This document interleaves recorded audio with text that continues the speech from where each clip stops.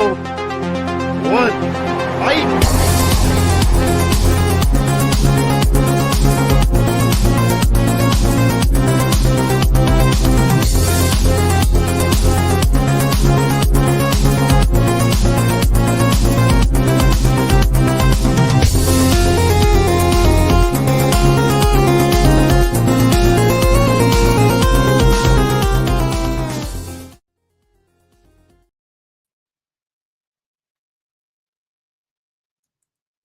And welcome back to the Movie Hero Network. This is Tournament Fights number 310, and we are kicking off our drama movie mystery series, and I'll explain everything of what that has to do with on our ongoing mystery series tournament. I'll be your host for the moment, Austin Pez, Howell, Jordan Anderson will be along in just a little bit, but I'm ready to kick things off, and I've got a great panel here to start talking some dramas tonight, and we got some heavy hitters in tonight. It should be a really good bracket. So let me start bringing in our panel in here. Coming first, a guy who I just talked to a few minutes ago. We're talking wrestling, but now we're talking movies. Mr. Malcolm Lay, how's it going, Malcolm? It's going good, and yeah, this should be a lot of fun. And there's a lot of movies I really like in this, but yeah. Yeah, no, there's a lot of movies here in People's 128s and whatnot. I got Mr. Jonathan Caro, who'll be joining us for a couple of these. How's it going, Jonathan? I'm doing very well. Yeah, I watched 3 for these. Spoiler alert, I liked all of these. And yeah, this is one of the strongest lists to come across, and it'll be a tough episode, but it will be a fun one. So let the drama begin, as people say. And speaking of drama, a man who can bring the drama on camera sometimes if he doesn't get his way, Mr. Walker Wolfman Wyndham. How's it going, Wolfman? Hopefully I might tonight, not because of me not getting my way, but because I know the randomizer will not be kind, and these are some masterpieces that are going up against each other tonight. And so, like, the fact that, like, one of them has to go might cause some drama for me tonight, because, like, holy shit, these are all really heavy hitters, all really good films. Most of these are actually in my top 128, and so I'm just like, it's like the anxiety of doing my 128s coming back, being like, oh god, now I have to pick between several of my favorites. So yeah, it's gonna be a good episode though. I'm looking forward to it. Yeah, no, I think the first round matchups won't be as bad as you think they'll be, but the ones right after that will be the tough ones. Like then once we hit the speed round, that'll be the real conundrum. So, but yeah, let's play here a little bit. Oh, yeah, we'll play it a couple times. And we've also got Richie Goodacre joining us tonight. How's it going, Richie? Yeah, man, I'm not here for the drama. Shut the fuck up, Wolf, you whingy bitch. No, just kidding. I'm just joking. No, I'm good. No, it should be fun. I've gone in blind here. I don't know what's on here, so this will be interesting. The dramas. It's all dramas, Richie. A lot of drama. I get it. I get that now. Yeah, get ready, Richie. Get ready. But no, I think you'll know at least most of the movies in here. You'll probably have some blind spots. I have a few blind spots here and there, but I've seen a good chunk of them.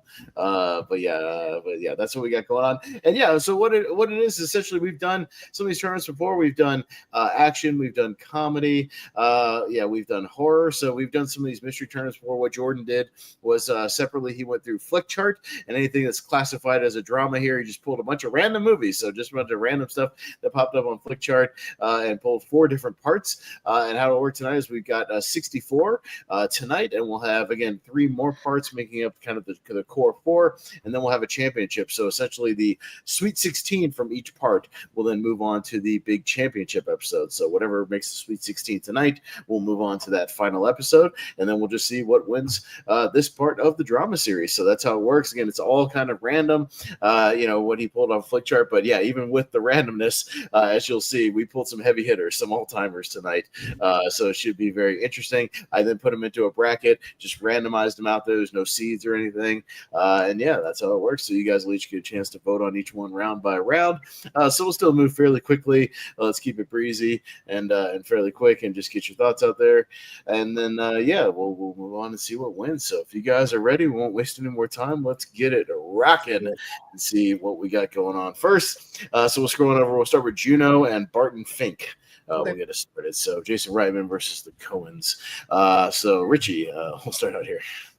Yeah, Barton Fink is one of my Coens blind spots. So I probably need to get around to that. Juno is, it's a great story.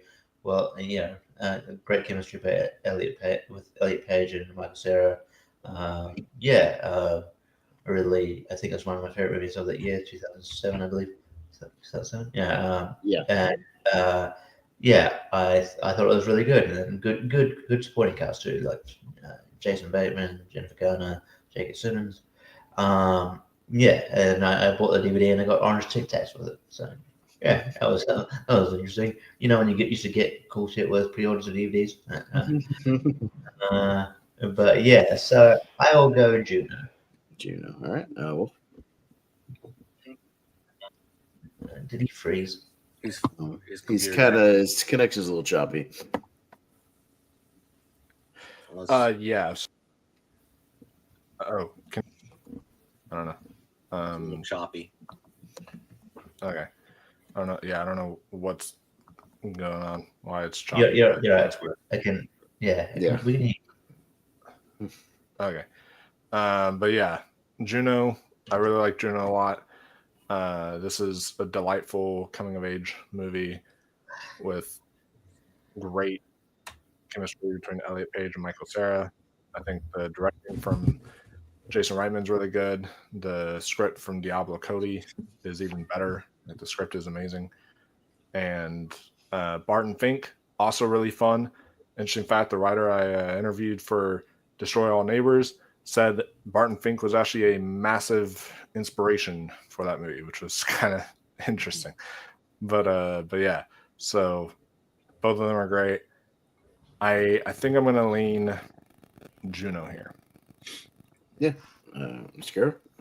Yes. So Juno is a wonderful movie. It balances the comedy and drama regarding a teen pregnancy extremely well from Diablo Cody and Jason Reitman's direction. Elliot Page and Michael Cera convey that anxiety of turning into first-time parents, and they debate what to do about it, but also argue, because since they're high schoolers still, regarding their, losing their virginity. And it is a relatable subject, unfortunately, for some teenagers out there. People do not think before they have sex, or they just do it. And then, there are the consequences. The consequences is the drama here. So it's touching, it's funny, but also really well done.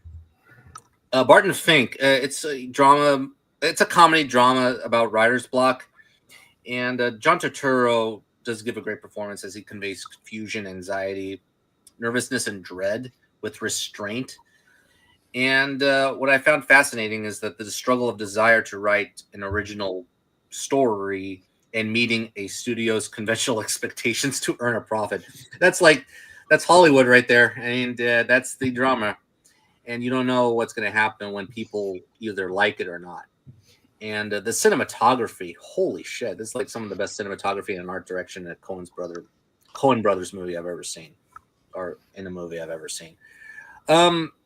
Really strong round, but I'm going to give it to Barton Fink just to give it a chance a little bit because we don't see it as often. So Barton Fink. Mm-hmm. Yeah, Mark. Yeah, I haven't seen Barton Fink. It's also a blind spot. But I love Juno. I think it's great. So Juno gets my vote. Yeah, Barton Fink's a blind spot. I'm getting around to the rest of my Coen blind spots. Filled in at least one with Hudsucker Proxy, recently. So I'm getting there. But yeah, I like Jason Reitman a lot, and I think this little 3-movie streak of Thank You for Smoking, Juno, and Up in the Air is really, really good. And this was when I think he was firing really well here. So I'll go with Juno. So, all right, Juno, move on the first one here. And we'll scoot down to, we got The Departed taking on Grave of the Fireflies. So, Horn Scorsese versus depressing anime. So what an uplifting double feature you've got. Yeah, just all kinds of uplifting. Wolf? Yeah, fun for the whole family, am I right? Mm-hmm, yep. Yeah, this is... Yeah. Oh, God. Grave of the Fireflies has to be one of the most grueling watches I think I've put myself through in quite some time. I watched this one a few years ago. Yeah, there we go. I put myself through this one years ago and a few years ago, and I don't think I can do it. I don't think I can watch it again. Like, this film really viscerally broke me. It's a profound movie, but one that's really emotional and beautiful, but also really heartbreaking. The animation is absolutely stunning. Really beautiful stuff there. The Departed is really great. Some really great performances from the whole cast: Matt Damon, Leonardo DiCaprio, Mark Wahlberg, everybody. Mark Wahlberg even was Oscar nominated for this. So, yeah. And this is what finally won Scorsese his Oscar. Really was deserved, in my opinion. I thought the film was exceptional with a crazy ending. But I'm actually going to lean Grave of the Fireflies here. I really want to show that movie some love, and I think that's just it really touched me in a way that not very many other anime films do. So, yeah. All right, Jonathan. Yeah, Wolf is right. Grave of the Fireflies is definitely one of the sadder movies ever made.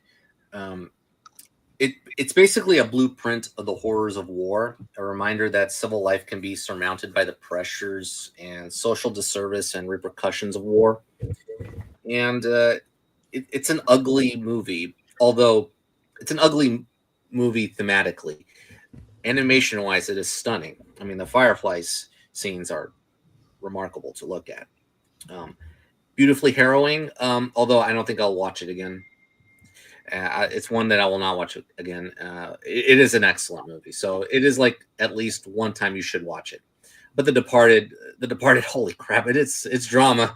That's the definition of drama. You don't know what to expect, even if you do know the origins of The Departed. Like it comes from Infernal Affairs. But even all that said, The Departed is still a great crime drama.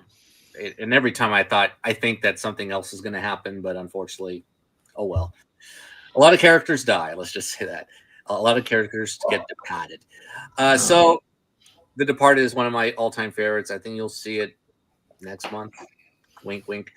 So The Departed will get my vote. All right, Michael. Yeah, I've only seen Grave of the Fireflies once, and I remember the first time I watched it, it was like it was on a really it was on a not so legal stream where it wasn't dubbed, so I didn't really understand what was going on. It has since been it's been added to Netflix recently for me, so I'm going to give it another rewatch at some stage. I just didn't have time to do it. And actually put on the subtitles this time. So, Yeah. No, I'm watching it dubbed. I don't read subtitles. Oh, why do you read subtitles? Read them. No. No. For us, we have to know a few foreign Just a films. blanket, no. I mean, but I like Departed more, so Departed's getting my vote. Yeah, I've only seen Grave of the Fireflies once, and I actually watched it for a battleground match. I had a match with Jay Burns and argue. He picked Grave of the Fireflies for Studio Ghibli, and I had to argue against My Neighbor Totoro. That's a completely different movie, which is the better Studio Ghibli movie. So that was something. But yeah, I've only seen it the once. It is very depressing, but anime is not really my thing. So yeah, it's just overall, yeah, Scorsese is definitely more. Scorsese crime dramas are more my thing, so I'm gonna go with The Departed. Richie. Yeah, Grave of the Fireflies is something you have to sort of gear up to watch. You have to be in the right mood to watch it. It is really good, but you're not going to gear up to watch it. So like, to use a recent example, Bring It Back, really good. I'm not just going to, if I watch it again on digital, I'm not going to be like, oh yeah, I've got a free Sunday, I'm going to watch that. Okay, yeah, got to get in the right mindset. So yeah, and The Departed I've watched multiple times. I've got the Infernal Affairs trilogy. I think it's definitely up there in the top in Scorsese's filmography for me. So I'm going to go with The Departed. All right, so The Departed will take this one, and we'll move on to The Kane Mutiny, which is a dad movie, and Lahane. I believe that's it's a French movie, right? Yeah. Vincent Cassel? So yeah, there you go. With Vincent Cassel, Jonathan. First. Okay, so The Kane Mutiny I saw for the first time a while back. It was good. It wasn't that great of a courtroom drama / military film, basically about a person going berserk. But I think it was just good. I do need to watch the William Friedkin movie, his last movie, to get full context. But I heard it's a little bit better than this one. But it's fine. It's good. I recommend it. Lahane, holy shit! This is an explosive, intense drama. It's like a ticking time bomb occurring in almost every scene of the movie because you don't know how characters are going to react, and basically every character or innocent bystander has to rely on violence to solve the problem. So it's sort of like a Scorsesean French movie in a way. Vincent Cassel gives a great performance as a rebellious teenager with a hot temper, so it's sort of like a young Sonny Corleone. And they're basically elements of Mean Streets and Do the Right Thing here that infuse the film with relatable topics regarding violence and race amongst social and economic divisions. That's captivating. So I think it's a little bit too much like Mean Streets at times, but I think it's still a riveting and hard-hitting film. It's a very, very good movie. I think a lot of people will like this movie. So Lahane will get my vote. All right, Malcolm.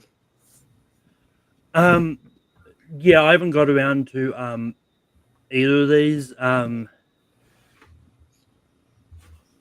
it comes to horror movies, like I've got to be in the right frame set to watch them. So I'm probably more likely to go to K-Mutiny first. So K-Mutiny is getting my vote. Yeah, and I haven't seen Lahane, but oddly enough, yeah, I have seen the K-Mutiny a couple of times when we watched in school. It was on TCM randomly, like one of the last 2 times I was over at my parents' house. They were just showing it. Yeah, this is a total like kind of dad type movie, and I like it with all these old school guys. I mean, it's not in the dad movie tournament, but it's kind of one of those movies. So I really enjoy it. I'm gonna go to the K-Mutiny. And Richie, do you care about NXT spoilers? No, what's that? Mariah May's in NXT. All right, go ahead, Richie. Man, that was quick. Yeah, that was very quick. I thought they would at least wait till one of the pay-per-views or something, but all right. I thought a contract ran out, but didn't run out. Anyway, yeah, I haven't seen any of these. I know, you obviously know about them. I wanted to see Lahane for a bit, actually. Yeah, once again, I think my dad likes K-Mutiny. Probably, I should probably watch it at some point. I'll probably go around to go for the one that I'm probably more likely to see sooner than later, and that'll be Lahane. All right, and we'll yeah. So when Jordan asked me to be on this episode, I was extremely happy, and he sent me the list, and I was even more happy because Lahane was on this list, and it is in my top 128. When we did my top 128 episode, I think this film is a masterpiece. Chris Masters is going to show up a lot on there because this film is a masterpiece in my opinion. And yeah, it's a lot like Mean Streets, but here's the thing: it's better than Mean Streets in my opinion. I feel like Mean Streets is just like a whole like, oh, you took my sister, yelling constantly, all that kind of stuff, and like about what men yell about or whatever. But like here, it's like feels very real and personal, and you really relate to these characters more than you do in Mean Streets. So I actually do prefer it to Mean Streets, and I think it's just excellent. So yeah, Lahane gets my vote. All right, Lahane. All right, here we go. Let's go down to the Deer Hunter and Gladiator. Malcolm. Yeah, I like the Deer Hunter, and I like the Deer Hunter. I think it's a good movie, but I really love Gladiator. I think it's a fantastic movie. I'm still actually going to see the sequel. I do really like the first one, and yeah, it's great. So Gladiator's getting my vote here. Mm-hmm. Yeah, I've seen Deer Hunter a couple of times. It takes way too long, me personally, for it to really get going. I think that wedding stuff just goes on way too damn long. Once they get to Vietnam, it picks up and it's decent. But Gladiator's more fully entertaining from kind of start to finish for me. So I'm going to go Gladiator. Richie? Yeah, Deer Hunter's all right. I sort of am in agreement with Pez here. Yeah, it's just not a movie that flies by for me. I might get around to rewatch at some point. But yeah, Gladiator is great, and yeah, no, I think all-time classic. So I'm gonna Gladiator. Mm-hmm. Oh, well. Yeah, no, I love both these films. I love that Deer Hunter basically it's like a hangout movie within the first like half of the film and everything, and you know Christopher Walken's character and this journey that you go on with him and his performance in here is so incredible. He absolutely deserved to win the Oscar for this. But Gladiator is in my top 10 favorite films of all time. I adore Gladiator. I think everything about this is perfection, and you know, and the sequel was actually still pretty good, but you know, doesn't hold a candle to the original Gladiator at all. So, yeah, I'm gonna go Gladiator. All right, Jonathan. I still haven't seen The Deer Hunter. It's a blind spot for me. I really like Gladiator, a really good revenge drama, revenge epic. So Gladiator will get my vote. All right. All right. Going to The Martian with Matt Damon and Russell Crowe's A Beautiful Mind. Tough one for me. Yeah. So me, yeah, I know I've had multiple chances to do so on this show, but I still haven't seen A Beautiful Mind yet. I will get to it at some point. Yeah, I've only seen clips. But even then, The Martian's in my 128. I love this movie. I love the book. I just love the story. I can't wait for Project Hail Mary next year, which is written by the same guy, Andy Weir, based on that book. Yeah, his follow-up to The Martian. So I'm waiting for that movie, which comes out next year. I'm excited for that. But yeah, I love this movie to pieces, so it would still easily be The Martian. Richie? Yeah, I think A Beautiful Mind is really good. Yeah, great performances by Russell Crowe and Jennifer Connelly here. They have great chemistry. But yeah, I think at the end of the day, the one I have more fun with, the one I go back to more is The Martian. Great, great ensemble cast as well. Yeah, and just yeah, I just think yeah, yeah, yeah, just a great film overall, and really funny comedy. Just It's funny. It is funny. It does have funny moments. Yeah. it has its moments, but not enough for classic comedy. I was more okay with that being in comedy than I was Get Out personally. I guess. Yeah. Well, the yucks are plenty. So I'll go. Yeah, I'll go The Martian. Okay. Oh. Yeah, it's got some great little tidbits of humor in there, and it's got Sean Bean. And spoiler alert, he doesn't die. That's kind of wild. But he gets fired. So yeah, he gets He's fired, and he's kind of somewhat responsible for one or two deaths in the movie. So maybe it's close enough. Close enough. Yeah, A Beautiful Mind is really good, and for any of y'all who've seen The Studio, y'all know the Ron Howard episode and A Beautiful Mind. That's all I'm gonna say. That whole bit was hilarious, and I think it was just one of the highlights of this year. Yeah, The Martian is great. I feel like say I'm kind of two minds here because I'm like conflicted, but I think I'm gonna go. A Beautiful Mind. Okay. Yeah, Jonathan. Okay. Both of these movies are in my respective top 10s of their years.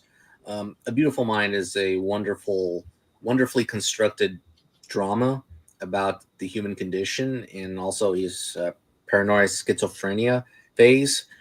Just he's seeing people that other people cannot see, and Crow does deliver a fantastic performance. Look, I would have given the Oscar to him that year, but unfortunately, look at the controversy that year. Look it up. But A Beautiful Mind is a really good movie. The Martian, though, boy, I do rewatch. I rewatch it a lot, and it is a fun balance between comedy, a few comic moments, and comical moments, and drama. And the drama is that he's left behind on Mars accidentally because of a storm.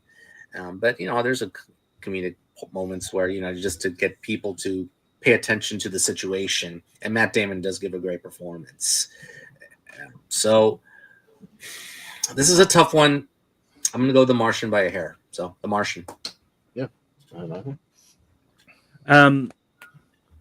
But yeah, I like The Martian. I do think it's a good movie, but A Beautiful Mind I like a lot more. I think it's a great drama, and it was actually a birthday movie for me. I went to it on my birthday on the year it came out, and yeah.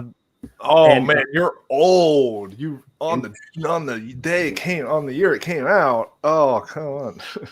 Shut up, you sperm It's cell. PG-13. It's okay. Wolf can't say anything. He grew up watching The Martian, 10 years ago. I mean, to be fair, I would have been about, I think I was about 16, 17 when it first came out. So Wolf was like in 6th grade when The Martian came out, something like that. You're in middle school studying astronomy, 6th grade. Yeah. High school, but close enough.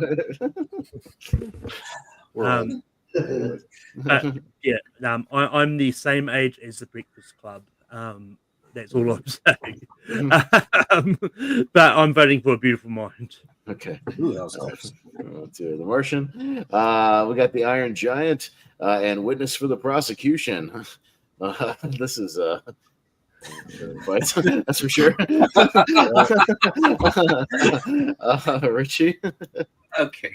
Yeah, Witness for the Prosecution is definitely one I is a huge blind spot. I need to get to it. So I've seen The Iron Giant a couple times. It is really good. It's a breezy watch. It's only like, I feel it's only 80, 90 minutes. It's actually it's quite a short movie for what it is. It's fun. I'm surprised they haven't tried to go the live action route for this movie yet. God, I hope not. Probably not. But yeah, I enjoyed it. I think it's a charming movie, and I will go. This does feel like an insult, but the best performances by Vin Diesel are ones where he doesn't say much. That and rude. Anyway, so I'll go Iron Giant. Yeah, I love The Iron Giant. It was like just outside my 128. I was so contemplating putting it in there or not. Like it was just really, really tough for me. Thanks for reminding me, Wolf. I'll get to it. Yeah, I absolutely loved it. I think it's a fantastic animated film. Makes me cry like a baby every single time I watch it. It's so beautiful. Well, you were a baby when this came out, weren't you? Yeah, I was a baby. You watched this in the crib.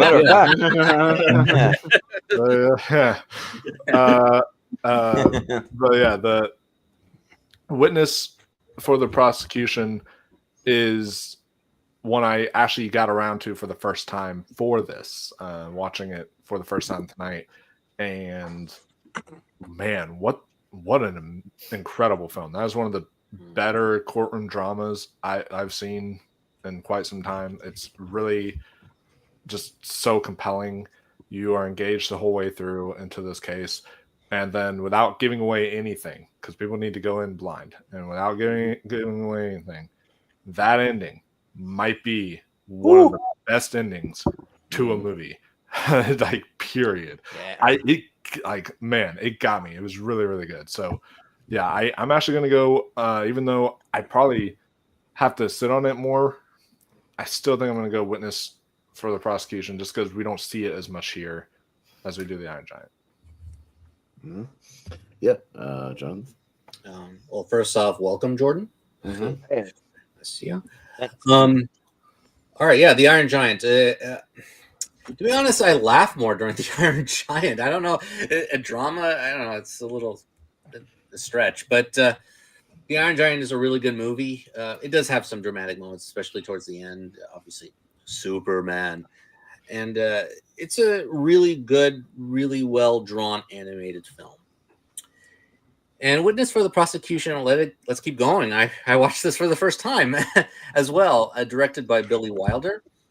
And all I have to say is Charles Lawton. Charles Lawton. He is fantastic as the lawyer defending Tyrone Power's character.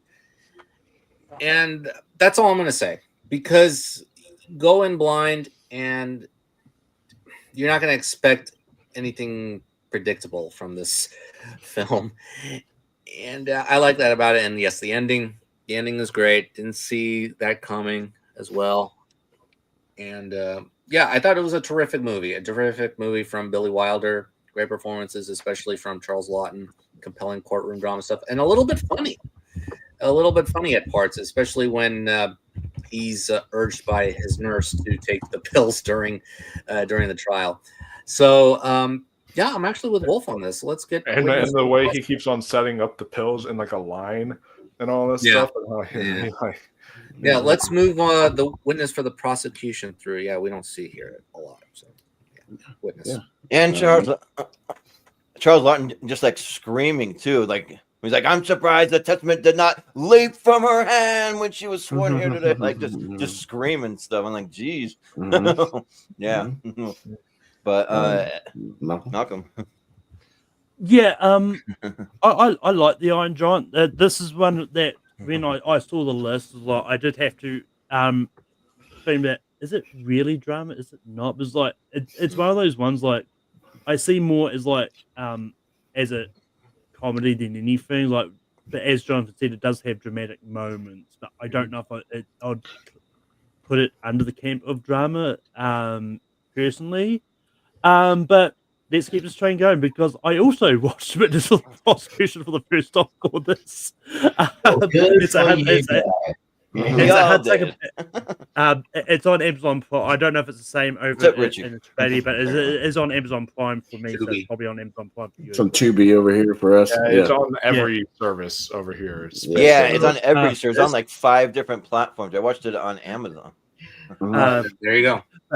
But it's a hard take a proxy all over again, where everyone sort of watches the same for this. Yeah.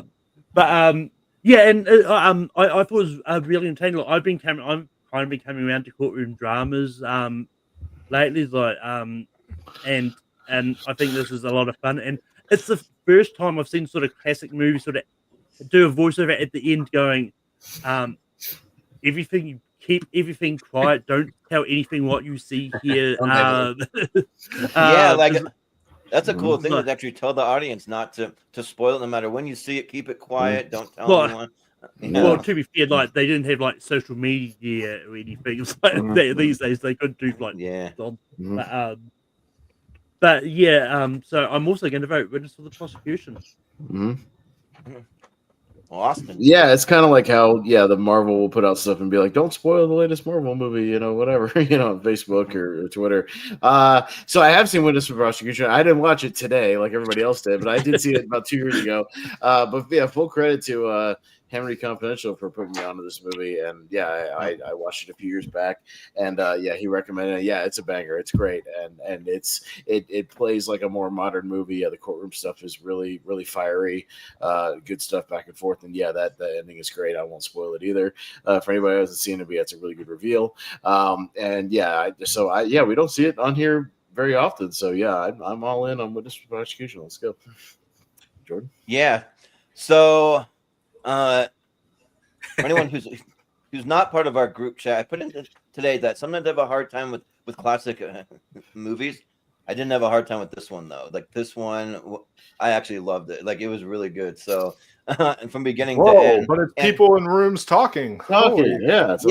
I don't know. Sometimes when it's written that well and performances are that good, then it can rise above that for me. And this one did. And funny enough, the first person that I mentioned, that I messaged after I finished watching it was Henry Confidential. I'm like, you've been hyping up this movie forever. I just watched it and it was great. So, there's not really too much to say that you guys all haven't said already. It's just really, really good. I mean, the one girl who pretty, I don't know if I'm having connection issues or anything if you're hearing me cut up, but I'm seeing weird. Just a tad. Spinny things, but after my turn, I'll have to fix my my Ethernet. That happens from time to time. But Yeah. The one girl, I don't remember the actress's name, but she literally like lies multiple times under oath, and so that's all part of the whole thing. And it's just yeah, it's crazy. So just really, really good. A lot of twists and turns in a courtroom drama that I usually find boring, but this one actually wasn't. So yeah, and the Iron Giant's really good, and it is under the drama category on Flick Chart. So that's why I included it. So so yeah, but yeah, so Witness. So Witness, all right. Going down to Schindler's List and Hoosiers. With Gene Hackman. So Wolf, the first. Yeah. Rest in peace, Gene Hackman. What an amazing actor. And Hoosiers, one of his finest roles for sure. It's a really, really good movie. But Schindler's List is straight up one of, if not the best made film to ever exist. Like everything is literally perfection, from the acting to the writing to the cinematography to the editing to the score to everything. Like every single aspect works, and you can't. And a lot of films that we love and watch, we can't say that about. We can't say that like every single aspect works in a lot of films that we love to see. But like that is the case for Schindler's List, and it's just truly masterful in every sense of the word. So while Hoosiers is really great, I'm gonna go Schindler's List here. Yeah, Jonathan. Yeah, Hoosiers is a good drama, a good basketball drama, and Gene Hackman does give a likable yet signature-laden, tough-minded performance. I mean, he combines his toughness from his Navy days with some heart as he just helps the boys get to the championship. The basketball scenes work, but outside of that, those scenes, I don't know. I think I felt a little corny at times, especially with Barbara Hershey. I think that romance is contrived for me. And I think it's just a good movie, not a great sports movie. Schindler's List is one of the best dramas of all time, one of the best Holocaust dramas ever made, probably the best Holocaust drama ever made. And Steven Spielberg just does a masterful, respectful job of tackling this movie. So Schindler's List will get my vote. Mm-hmm. Yeah, Malcolm. Yeah, I haven't seen Hoosiers. That's I just hadn't had a chance to get to it. But I love Schindler's List. I think it's a great movie. So I'm gonna go Schindler's List. Yeah, in Austin. Yeah, I'm gonna go Schindler's List as well. Hoosiers is okay. I remember last time I watched it, didn't quite click as much as I kind of wanted it to. The performances are good. I mean, Gene Hackman and Dennis Hopper are really great. But yeah, just sports dramas are kind of wonky for me. Like they're either I just either click with them or I don't. I'll give it another shot again, soon. But yeah, Schindler's List is an all timer. So I'm go with that. Jordan. Yeah, I could have done more. Yeah. Schindler's List is really good. It's one of those ones when you can file it into the masterpiece because it's definitely is, and Hoosiers is really solid, especially the basketball scenes too. When you like see the gameplay, that's really good. And then just like you guys said, Gene Hackman and Dennis Hopper, they're really good. But it needed more of a dog playing, and I may have put more into it. Yeah, right. They needed some kind of animal in there. It would have been more entertaining. Or like a ghost brother it's like lifting him up and making him dunk, Not a werewolf? Not a werewolf? Right. A werewolf, just needed some extra something, to really kick it up. A little oomph. It wasn't as into it. It's just a straight movie. It's weird. Sorry. I can watch that anytime on TV. I want to see like chimpanzees playing basketball. That's what I want to watch. But Schindler's List ruled, and Eamon Goeth is like one of the greatest villains. I mean, like one of the most evil villains. So yeah. Right. Oh, that gives me an idea for the things I can put on screen for the rest of the show. Shitty sports movies. All right. Anyways, let's go. All right. They're a lot. But Richie.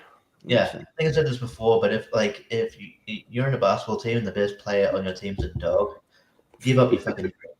Yeah. Become an accountant. You suck at basketball. Just kill yourself. No. No, oh no, Don't go that far. No, no. kill your dream.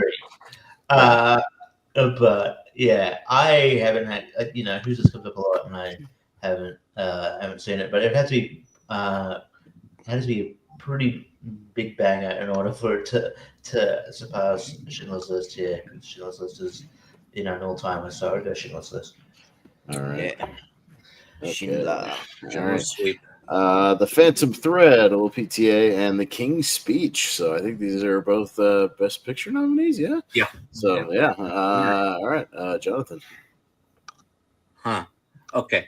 So they're both really good. The King's Speech, I rewatched it a few years back. It's a really good movie. I would not have given it Best Picture over The Social Network. I think The Social Network is a better movie, in my opinion. No, it's an excellent movie, but we'll get to that in a moment.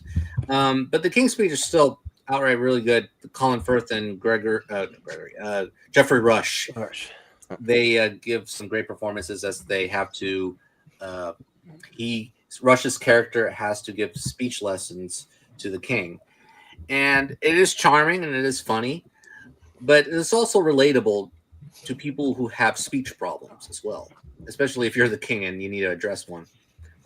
But it's his voice, and people follow his voice, and that's very inspiring in the end. Phantom Thread, I rewatched this weirdly enough because PTA, he has a very weird hook in his movies, and this is one of them. It is not your traditional period piece. It's one of those like mean-spirited period pieces in a way that basically subverts the romance between Daniel Day-Lewis and remind me her name. Wolf, what's her name? Oh shoot. I call her Dollar Store Meryl Streep. Okay, we'll go with that. Right. Her. So Leslie Manville? Is that no, the that's name? it. That's his sister. Oh, that's the other. Oh. Vicky Creeps. Yeah, Vicky that's her name. Thank you. Vicky Creeps. Yeah, and Vicky Creeps does a great job. She gives a great performance. It's just giving standing up to his character at times, and he plays well with Daniel Day-Lewis, and Leslie Manville is excellent as the sister. I would not be mad either way, but I'll go Phantom Thread by a hair. Yeah.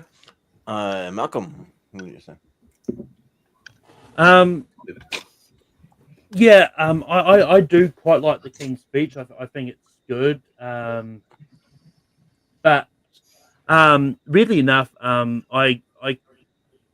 you go. I did watch Phantom Thread. It's one of those ones that I didn't expect you'd love as much as other people, but I really enjoyed Phantom Thread. I think it was incredible. So yeah, Phantom Thread's getting my vote. Yeah. Austin, what do you Yeah, I ended up catching up with Phantom Thread on Netflix, and it's actually a more savage movie than you might think, where he's just casually insulting people in the most like kind of casual, like sophisticated ways. Just telling people to you're stinking up the room in like a weird way or something like that. Like it's a weirdly funny movie. But I've seen King's Speech more, so I'll just go with that, and I'll start with the movie Gus with the football kicking donkey. So there you Oh go. my god, I have not heard of that movie in ages. Yeah. Wow. This is the first time I'm ever hearing of it. Yeah, these are all bad sports dramas or sports comedies, so let's go with that as the theme tonight. All right, so, My dad showed me that when I was a kid because he loved all those live action Disney movies. He grew up with them. yeah, So, Barney Fife and a kicking donkey. So there you go. yeah.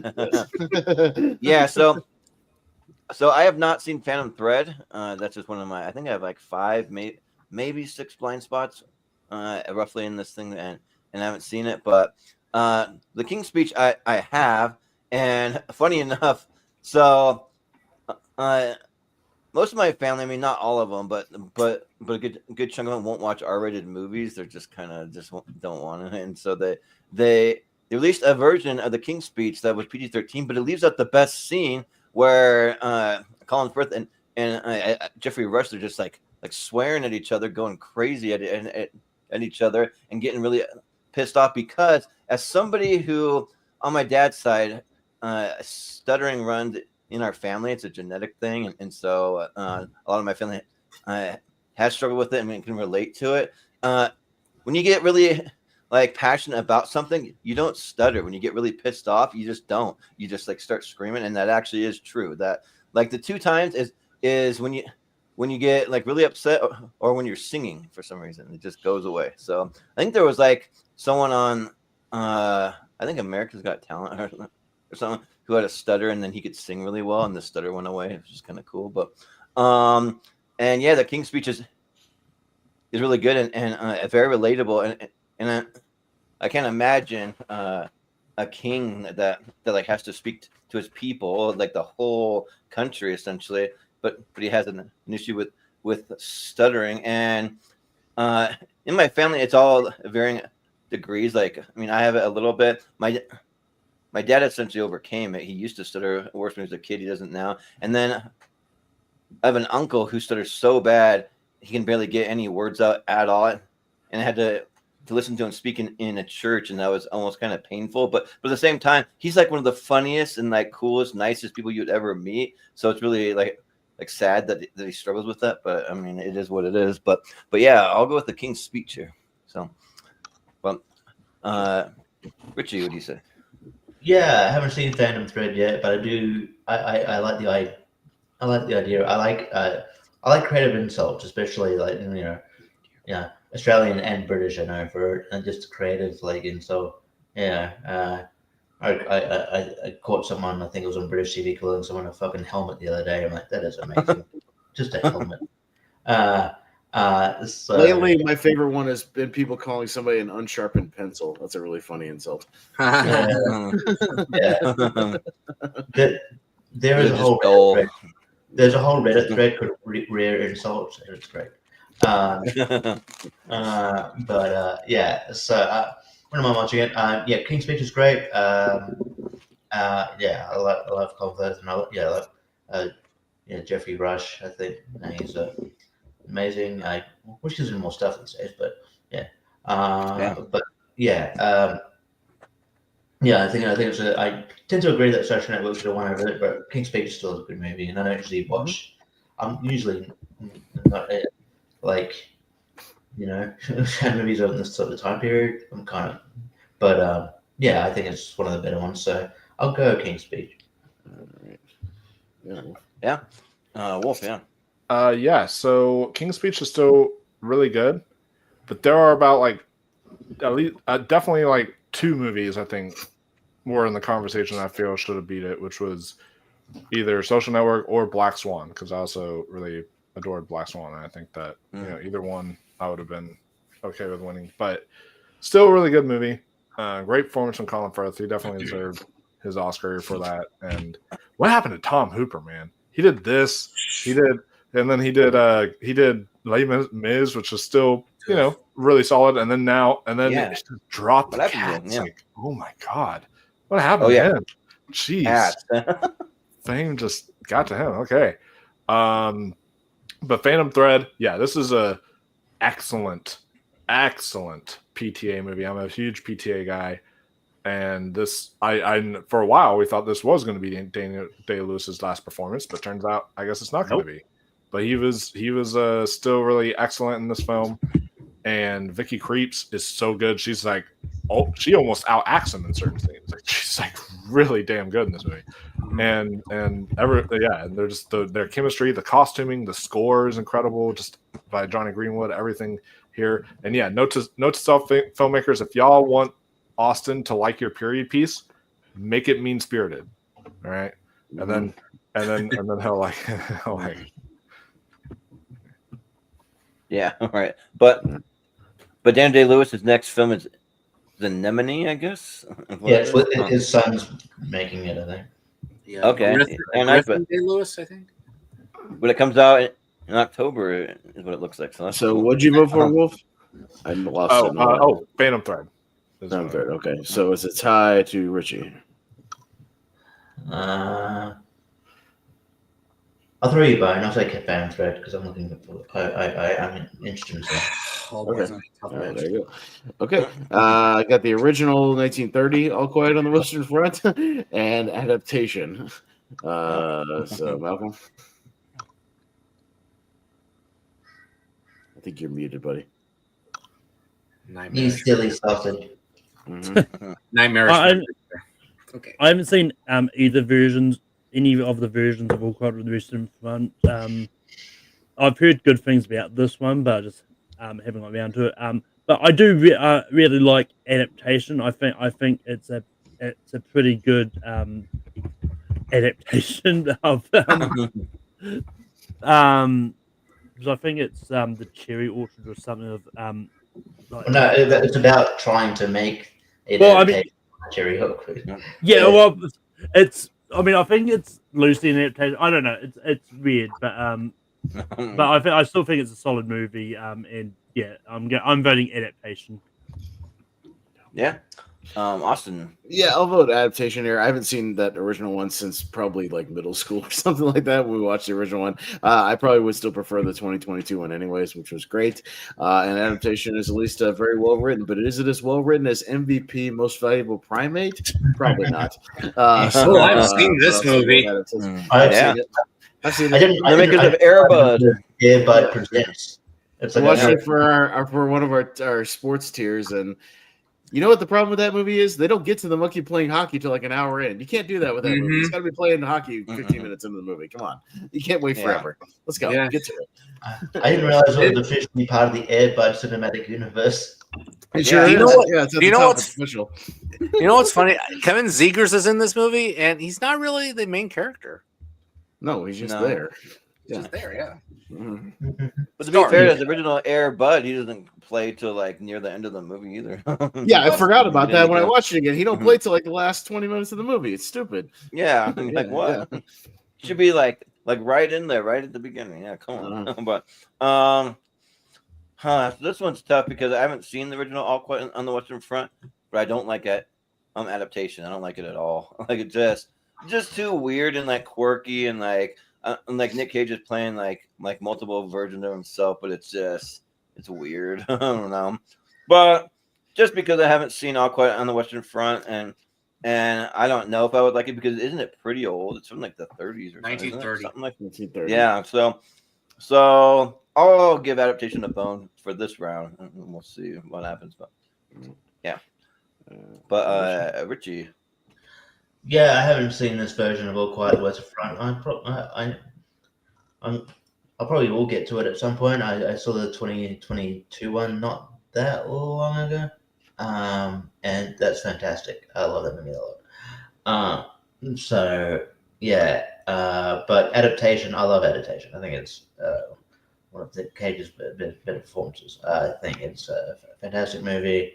Yeah, really well written. And yeah, the first time a fake screenwriter has been nominated for an Oscar. So I'll go adaptation. Yep.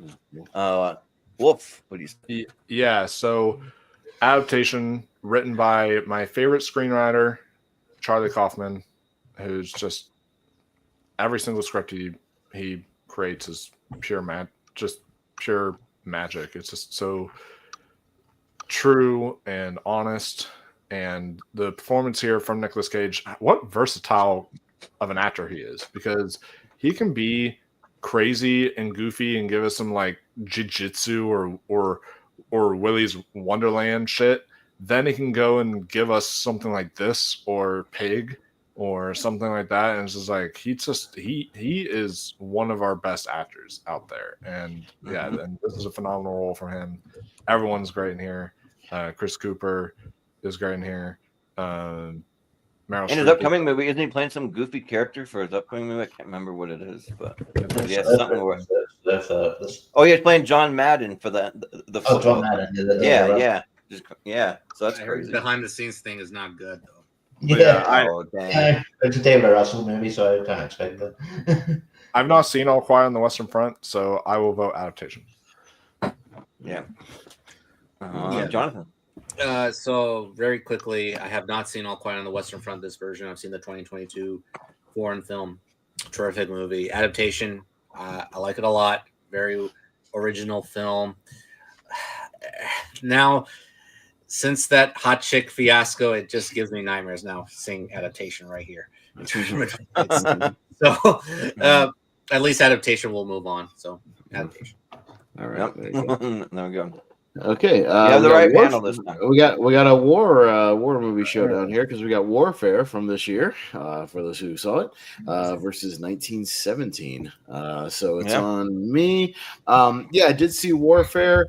Overall, I liked it, but there's a severe lack of story and character development for me, and I know that's just a product of it, playing basically in real time. But I also got a little restless with it, just. Them working on a guy's leg for like 20 minutes in the movie. I'm like, can we get to something else? I was like, can we move on to something, anything? So I mean, I think it's interesting for what it is. It's very realistic, and I appreciate that. But 1917 is a more compelling story to me, and just it's going to be a more rewatchable movie. Overall, for me, will it be as rewatchable as MVP 2 Most Vertical Primate? Is the question. I've seen that too. So so he went from the hockey to the skateboarding. So from the director of Air Buddies. At least that one makes sense. Well, this one includes a downloadable activity kit. Does that make you want to buy it? Right, no. See, guys, he's half pipe, full chimp. See, half pipe. Okay, that's weird. Okay. So yeah, I'm just thinking something terrible. Just wait. There's a whole cinematic universe I'm going to introduce you guys to. If I ever do a sports mystery tournament and all this comes up, I'll just be Jordan. Go ahead. Anyway, So yeah, no, we're just getting started because I really like Civil War. So and I wanted to see it was going to hold up to that from Alex Garland, and not quite, but it is still good. I mean, it's a really like compelling story, and also I think the way that it's shot and filmed, I think is probably the best part of it, and some of the effects too are really solid. But yeah, the pacing's just like not that great for a movie, but I think that they're just trying to do it in real time from the actual memories of like how it actually happened and like when it went down. So I mean, I can appreciate that, but I mean, probably the best part of the 1917 was the way that it was shot and the special effects, and those are way better. Those are like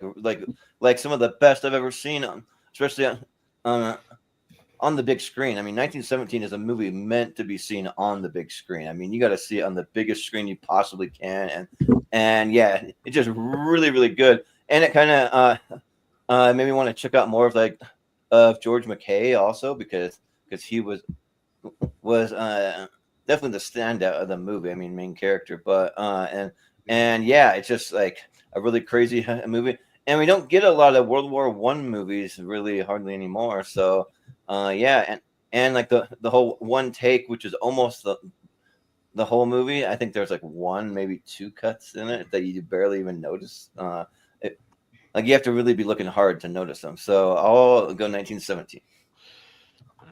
But Richie, what do you say?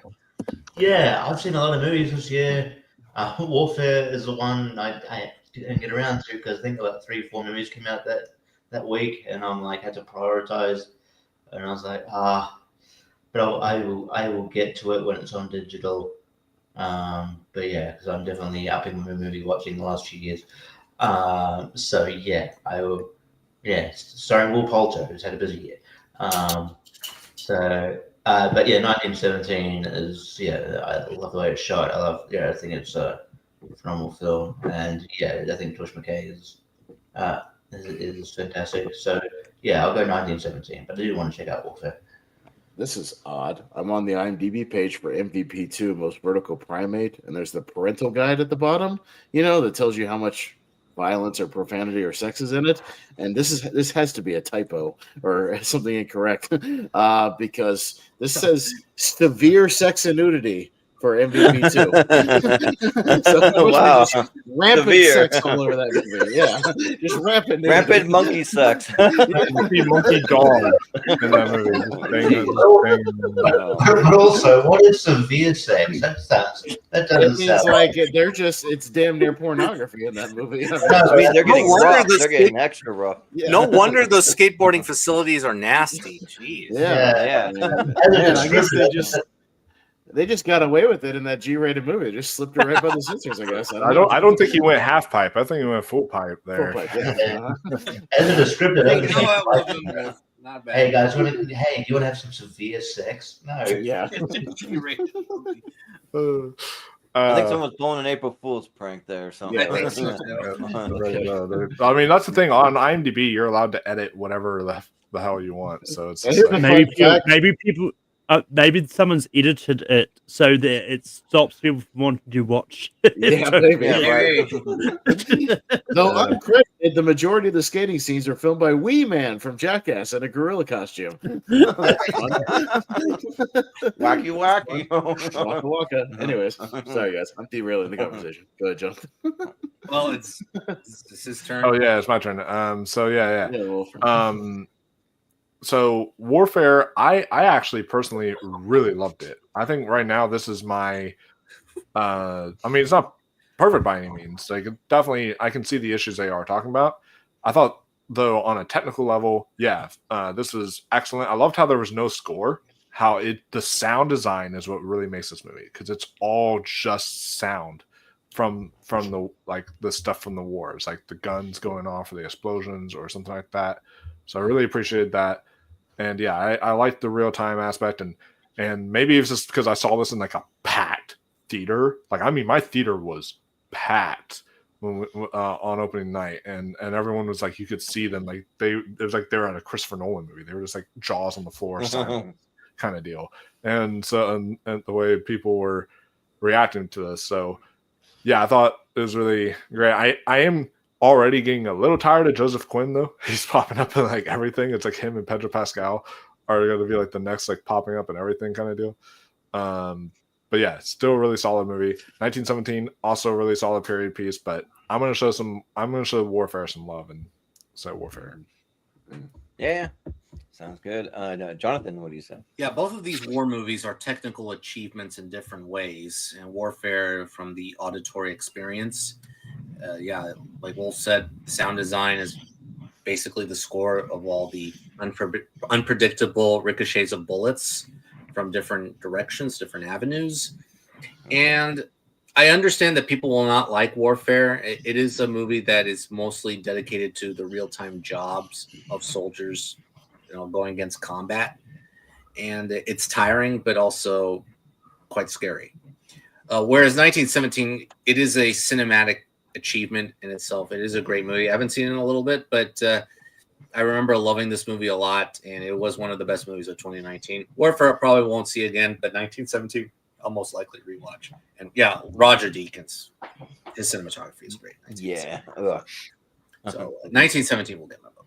Mm-hmm. Yeah. Malcolm, what do you say? Isn't 1970 kind of a real-time war movie as well, from what I remember? Kind of, not really. It's but all it takes like place over one like, but it's like 24 hours though. It's not really like, Yeah. 2 hours. Yeah.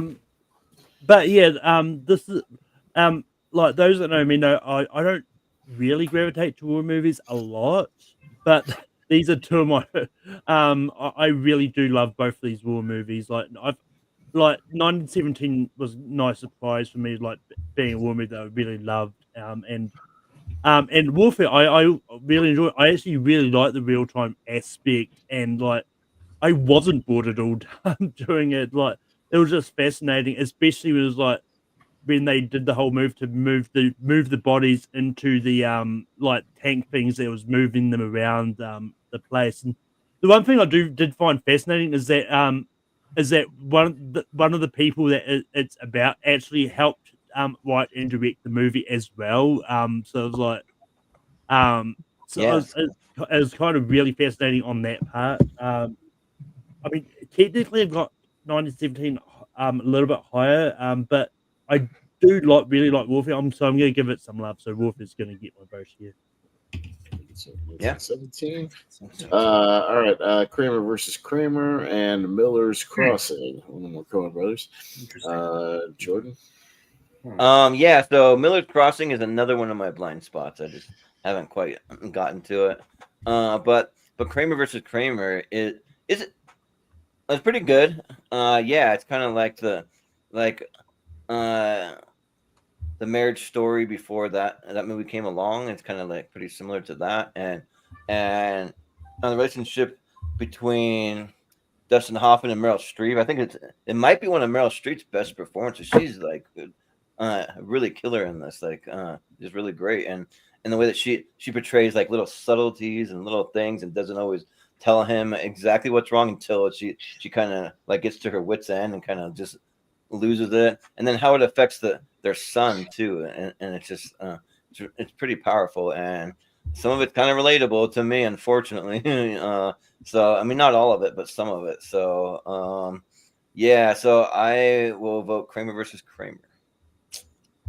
But Richie, what do you say? Yeah, I haven't seen Miller's Crossing. It's come up here a couple of times, and so I might get around to it eventually. Kramer vs. Kramer, I love. I think it's really good. Yeah, I like how the director doesn't really pick a side, so you can kind of see, you can see both where both characters coming from.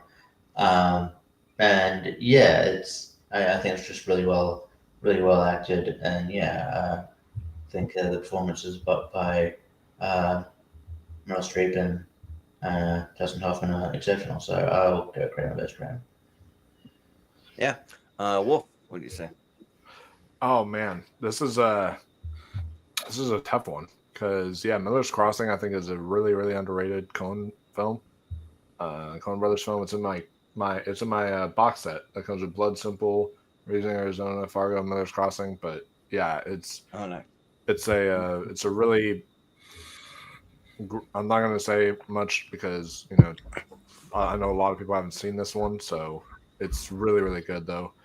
Kramer versus Kramer also is excellent. This was basically the inspiration for Marriage Story, which is funny because Marriage Story is spoiler alert on this tournament, so should be Yeah, funny if they come up against each other.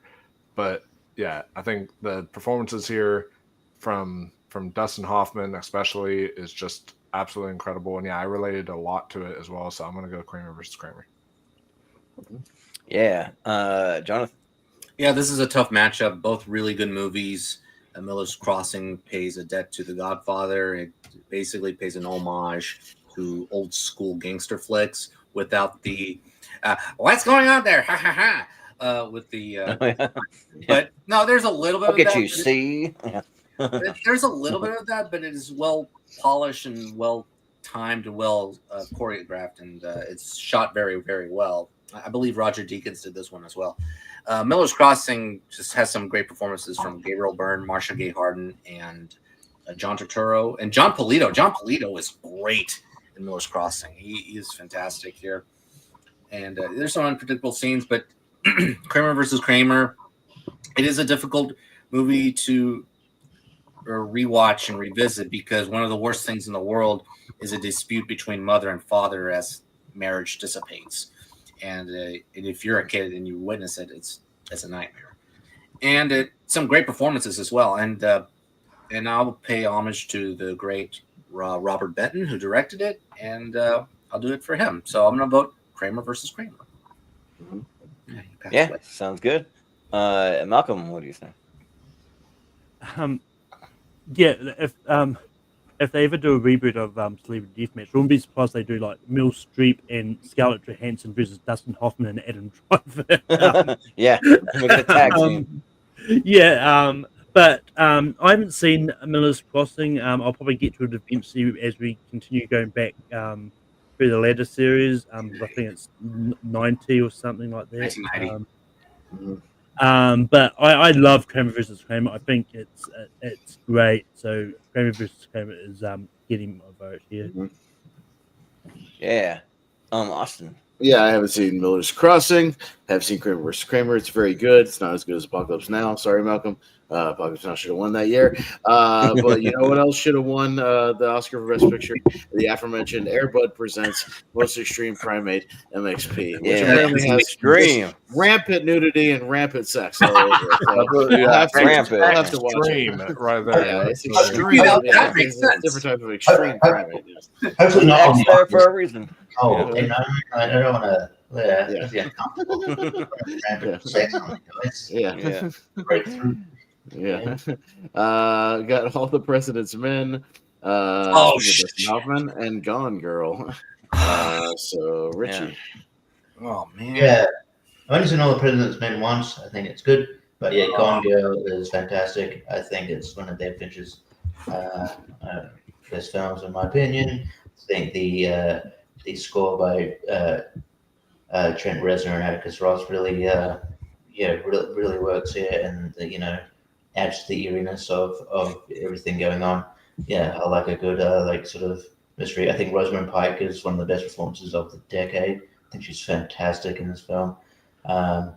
Yeah, like even like that. Yeah, made me think of Tyler Perry differently. I'm like, oh, do that. I'm fucking can act. Okay, cool. Medea. So yeah, I think it's just fantastic. So I'm gonna go Gone Girl. Yeah, sounds good. Wolf, what do you say? Oh boy, oh man, this is tough. I really like both these movies. I've also only seen All the President's Men once. I have seen Gone Girl more times. Gone Girl is an exceptional thriller with an amazing performance from Rosamund Pike and great performance from Ben Affleck and amazing direction from David Fincher. All the President's Men is also really, really great with amazing performances and a great script and just man, this is a tough one, but I think I want to lean All the President's Men here.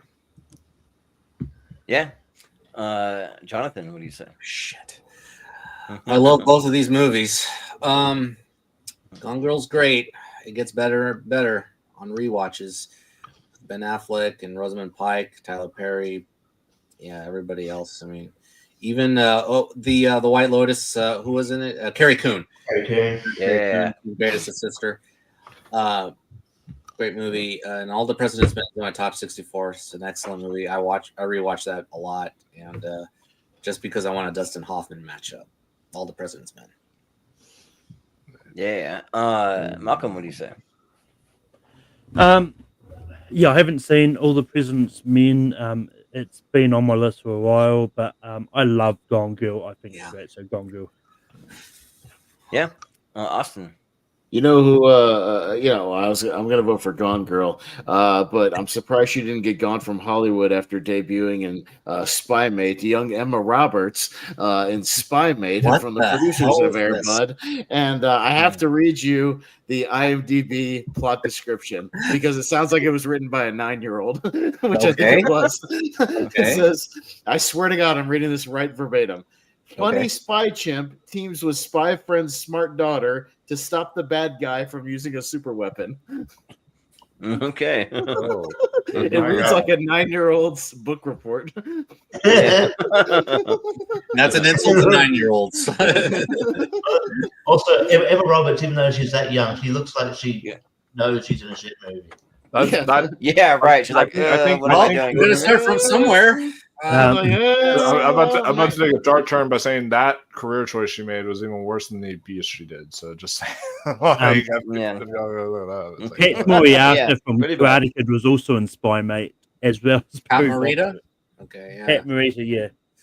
Oh, geez. Richard Kind is in that movie? Fuck me. Jeez. I tried to cobble together a cast. I don't know. But, these are both really good because, All the President's Men is just really solid. I've seen it 3 or 4 times. I think that that's really good, really cool, like scandal type of movie. But yeah, Gone Girl is what I saw after my girl went gone. My like biggest longest relationship that I went. So I went and saw it after that and to kind of cope with it. A movie about a psychotic bitch to just get over it. So, Whoa. So yeah. All right.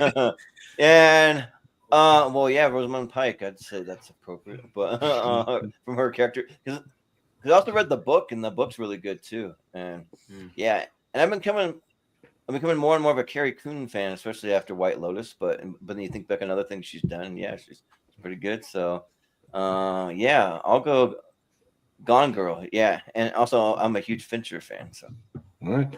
Gone Girl wins. And if you ever want to have fun and kill some time, go to movies like Spy Mate or MXP on IMDb and read the 10 out of 10 obviously fake reviews where they say this is the most thought-provoking movie ever made, and this movie changed my life, and this is the greatest movie. This is the greatest movie about a spy chimp I've ever seen. Things like that. One of these has to be a monthly mistake. It's great. I'm It's just great. yeah. 12 Angry Men and yeah, Birdman. Wolf. Oh man, so this hurts because Birdman is my favorite film in 2014. I think that film is exceptional. Alejandro Inarritu made something that was very experimental but worked very well. There's a lot more. Yeah, it's a kind of but the thing is, I have a hard time categorizing this as a drama per se because there's a lot of comedic moments in this. Like the film is really funny at times, but there is also some kind of more underlying deeper dramatic themes. So I can also understand if someone does see it as a drama. And yeah, it's really profound, but also really exceptionally well crafted. And the one take thing is exceptional. 12 Angry Men, I mean, we've talked about it before. It's amazing. It's my top 64. Absolutely love 12 Angry Men. So I mean, I gotta go 12 Angry Men here. Yeah, sounds good. Jonathan, what do you say? Yeah, I questioned Birdman as a drama at first, but boy, it's kind of funny, especially when Edward Norton gets into the picture. But yeah, Wolf was right. There's some deeper thematic elements regarding the relationship between Keaton and Emma Stone, and Keaton and Riseborough, and also Keaton as a character himself. And as he's going through this paranoia and his crisis of producing the best play he can. So Birdman's a really good movie on rewatch. And 12 Angry Men, it's a classic. It's a classic from director Sidney Lumet, with people talking about the verdict. So sorry, Birdman, I gotta go 12 Angry Men. Yep. Malcolm, what are you gonna go for? First off, I think we need that crossover post to 12 Angry Birdmen. I was about to say, Oh yeah. Very distracting. Yeah. Yeah. Yeah, it would be distracting. Yeah. But I like Birdman. I think it's a good movie, but I really love 12 Angry Men. I think it's fantastic, and it's that's why I'm easily voting for 12 Angry Men. Yeah. Austin. Well, we've got a man matchup, 12 Angry Men versus Birdman versus Joanna Man, the classic movie that has not aged well at all. what is that poster? Yeah, it's really bad. Yeah, that is. Yeah, it's a weird poster. It's the DVD poster. It includes That a movie music video from sucked. Fat Joe. So yeah, Kevin Pollak in that. What was Kevin Pollak doing in that movie? he's in everything. What are you gonna do? I voted for 12 Angry Men, but I figured it worked out perfectly. Joanna Man with two N's. That works. Yeah. Sure. Yeah. So I'll just vote by relating it to the last matchup. So Jack Warden, he was in All the President's Men, and he's also in 12 Angry Men. And I don't really care for Birdman, so I'll vote. Oh, you know what else Jack Warden is in? I just know this off the top of my head. He's also in Ed. I swear to God, he's in Ed. I was waiting for this one. I swear, Yeah. Jack Warden's also in Ed. So that's a great, good career there from 12 Angry Men to Ed. There you go. Nice segue. Nice. Nice segue. No, I swear to God, Look it up. Yeah, He's right. in that movie. Yeah. I wonder why Matt LeBlanc didn't his career didn't take off after Friends. I'm just, I can't imagine why. Yeah. Ed, one of Chris Scott's top 64. Top 64, and he didn't even Well, notice or didn't For care. real? Well, No. well, the story was he submitted his list, right? And I'm making the bracket, and we only had 63 movies, like he was missing something. And then we had just happened to be doing that sports tournament, and like it was the baseball one, so we had Ed in that tournament. I watched it for it and railed on it or whatever. It was fucking horrible. But like we were just like, I'll just throw Ed in there and see if he notices. And he didn't notice fucking at all. Like he didn't even bat an Noted eye. at all. Yeah. We were just like, man, Chris, Like I didn't know Ed. you loved Ed that much. She's just like, yeah, it's a great movie. I was just like, what? Yeah. Like, for some reason I have Ed here, and it's Funny. great. So yeah, Funny. I really love it. Yeah. Yeah, I love it. Weird. Yeah. Anyways, Richie. God. Yeah, it's just tough. I love Birdman. I like, I don't know. I like movies that go behind the scenes of like Hollywood entertainment and stuff like that, and especially, questions like the pressure that they put under and sort of typecasting and all that. So I think Zach Galifianakis is probably one of his best performances. Kind of sucks that I'm like, oh, he's going somewhere, and then he's probably the worst part of the other stitch. But Yeah.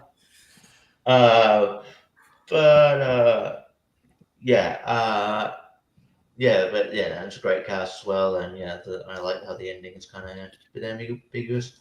But 12 Angry Men is an all-timer. So, and when I got around to I was like, I should have got around to this way earlier than I did. But yeah, it's fantastic. So I'll go 12 Angry Men.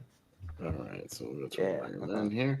All right, and then we'll go down to The African Queen of Humphrey Bogart and The Last Picture Show, the Bogdanovich movie.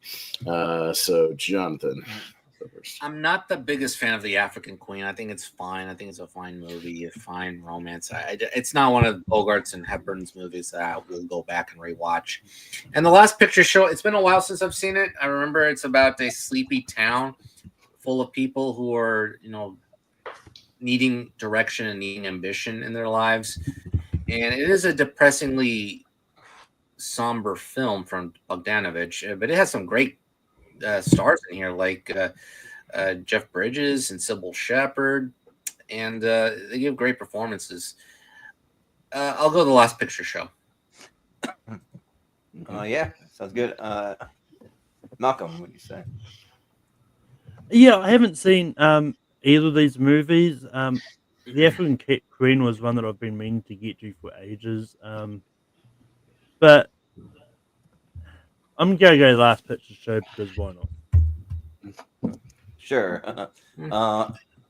Austin, what do you say? I haven't seen The Last Picture Show yet. I've seen The African Queen, so I'll go with The African Queen. But I certainly hope that the last picture I ever see isn't The Karate Dog featuring the voice of Chevy Chase. So, You know what's funny? I don't think this is the first movie that Chevy Chase has voiced a dog. yeah. Isn't Probably there not. Also starring Simon Rex, Jamie Presley, and John Voight. That's a hell of a cast. Oh, John Voight. Oh, man. Wow.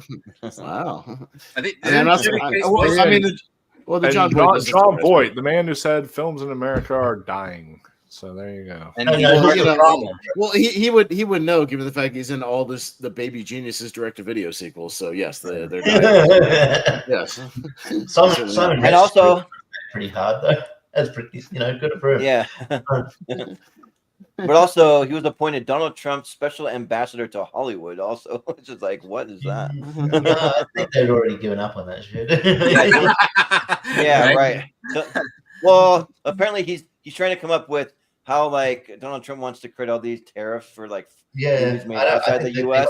Then John Voight though is trying to come up with incentives for people to keep filming here. And then And that's what I was talking about because John Voight said like he pushed it and he said that he's like films in America are dying. That's why I'm trying to push this so film can be more alive in America. And I was like, yeah, so it's the man who was in the Well, yeah, I saw Super Babies, Baby Geniuses too. Yeah, he's correct. Yeah, right. I mean, your films are dying. Sure, your movies are shit, but Yeah. Yeah. Go ahead, Jordan. But yeah, so these are two blind spots for me, except for I have seen about 10 minutes of the African Queen. So like the beginning where they're in the boat and there's a guy cracking some jokes or something like that, an African guy. But I will just give it to the African Queen because it looks like the one I would watch first. You guys would not believe how many movies have the Air Bud Entertainment Presents at the top of the fucking thing. I swear to God, they're endless. I could pull these all night. I could do a whole tournament of these Air Bud Presents movies, dude. Like, what the fuck?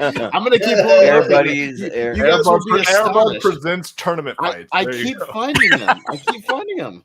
I swear. I'm gonna pull them up all night. And gee, I wonder what movie will win. Air Bud. Yeah, right. It'd be Air Bud, yeah. But You guys are gonna be flabbergasted at how many of these I pull up throughout the night. It's insane. All right. I'll go quick. I haven't seen any of these. They're probably the one I'm more likely to see, just based on like what I've heard, and I'm intrigued by Bogdanovich, so I'll go Last Picture Show. Okay. Yeah. Wolf. Yeah, the Last Picture Show is one I would have gotten to if I was able to for this. It's one of my blind spots, unfortunately, but I know Ross just saw it recently, and he said he absolutely loved it. Said it was almost like a hangout film or something in a way. So kind of makes me. So I kind of want to see it now because of that even more. The African Queen, I watched. Granted, it was a long time ago. I think I forget if my mom or my dad showed it to me or something like that. It was a long time ago, and You grew up with it? I thought at the time, I guess. Well, I didn't grow up in the sense I rewatched it. I watched it once when I was a kid. That's not growing up with it, and I thought it was boring as hell at that time. So maybe I need to go back and revisit it again. But I guess so. In a way, I'm almost not even going to count it as a watch. So I guess I'll go to the Last Picture Show because that's one I'm most interested in. So Airbud.com, Airbud Entertainment's official website. What the fuck? It's a real thing. Anyways, Yeah. I swear to God, Airbud. Gran Torino, which is a dad movie classic, and the dad movie, and then I guess Paul Newman and HUD. So two dad movie Hall of Famers with Paul Newman and Clint Eastwood.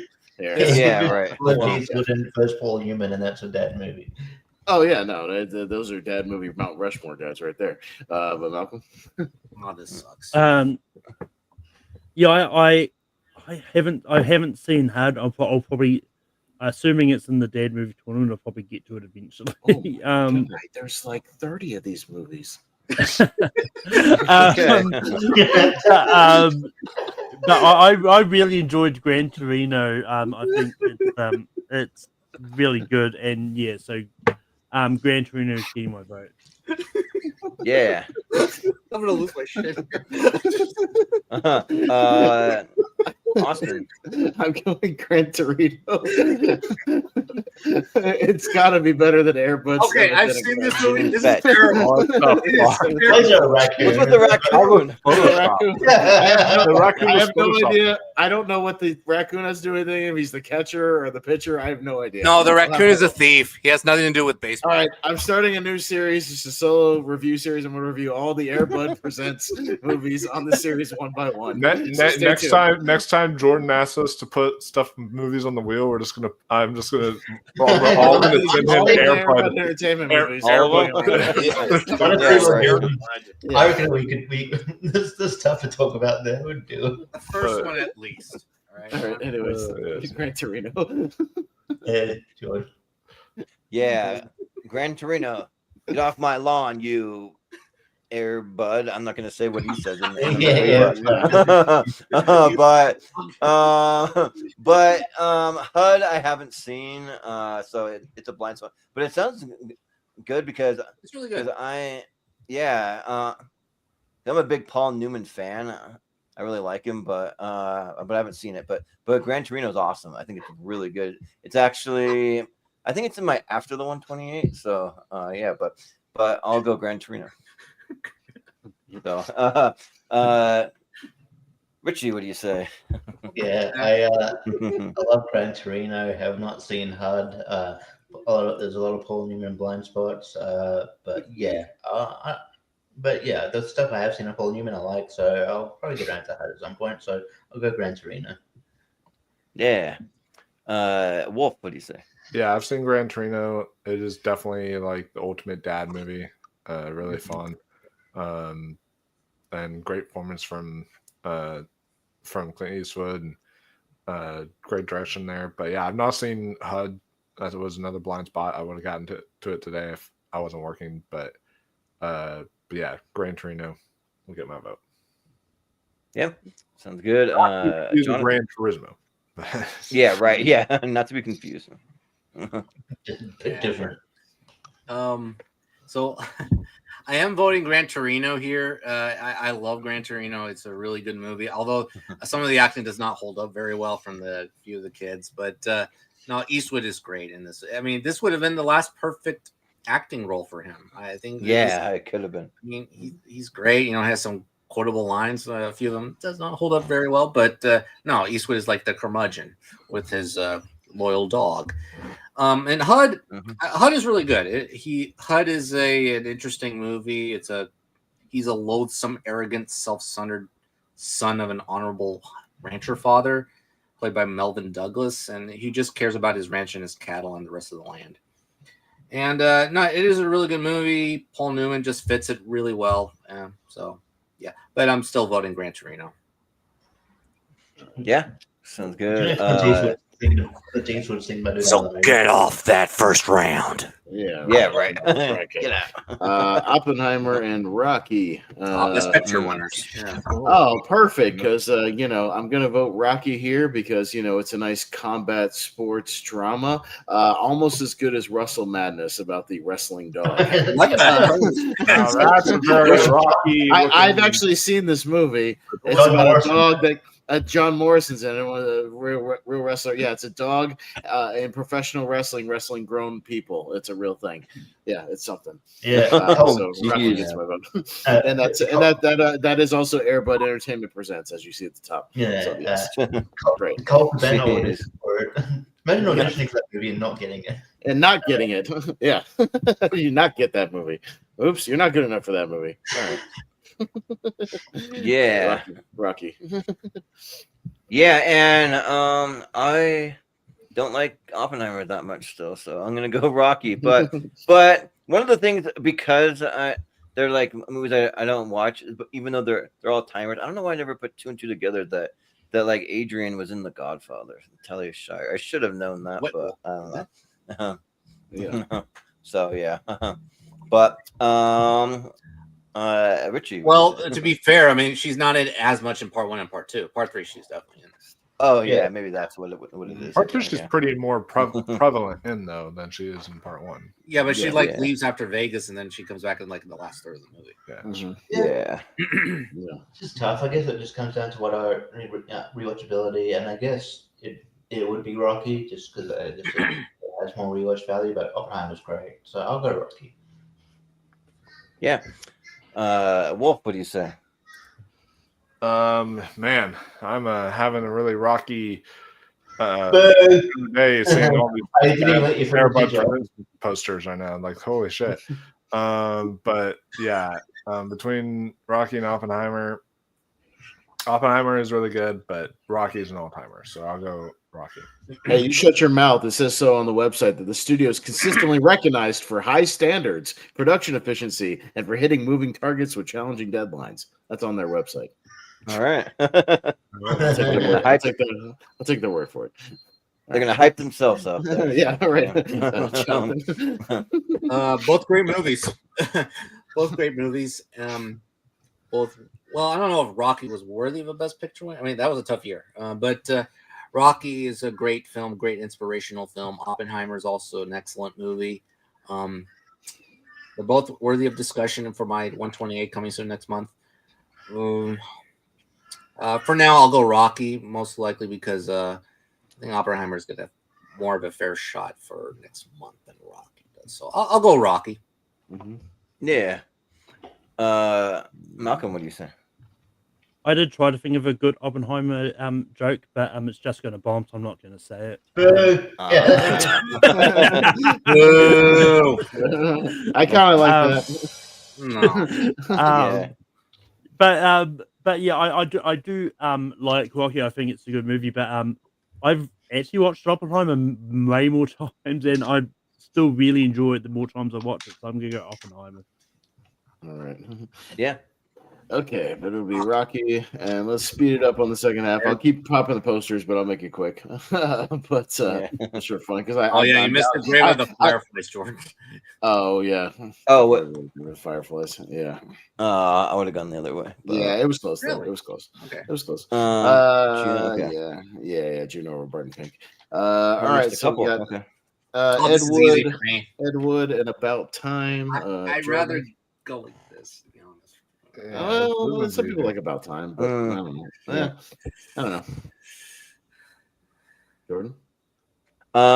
Yeah, I like About Time a lot. I mean, I think Ed Wood is fine. You know, I'm not like in the camp that thinks it's like amazing or anything. But it's better than fine. It's actually good, but it's like a 7 out of 10 for me. But About Times, I don't know, not that much higher, honestly. If I'm being like really honest, like it's a barely 7.5 out of 10, maybe. So, but I'll vote it for About Time.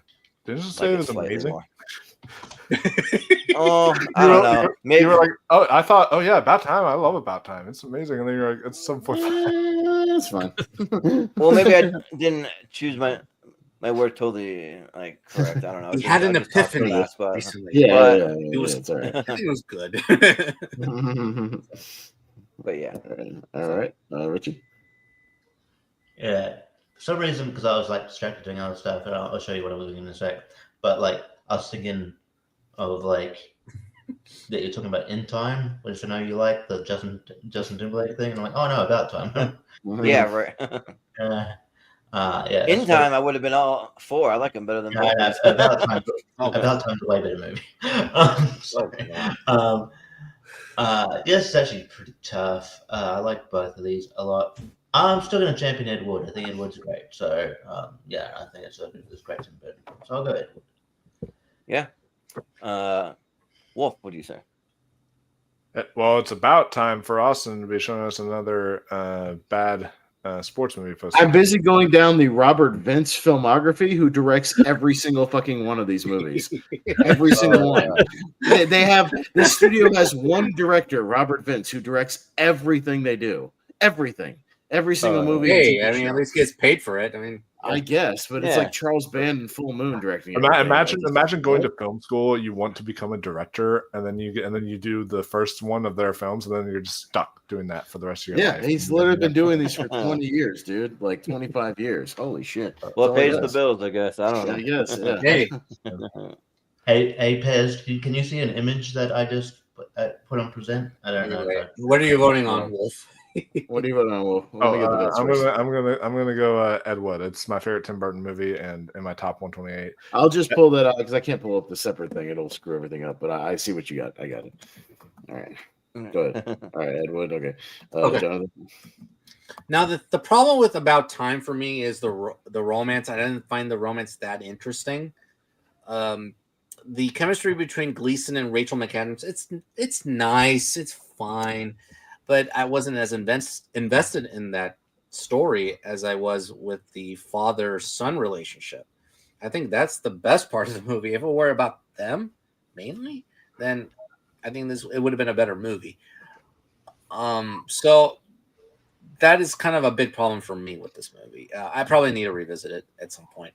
Ed Wood, I questioned it at first because I laugh at it a little bit more, but Ed Wood is also dramatic and definitely in the second half. So, but I love Ed Wood to pieces. So Ed Wood. Yeah.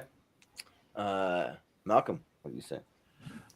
Yeah, I like Ed Wood. I do think it's a very solid movie. And yeah, but I love About Time, and I actually think I love the romance element of the movie. I think it's really fascinating and entertaining. Well, I do also think the father and son relationship is just as well too. But it's well, I'm going to vote for About Time. That's in my 128. So.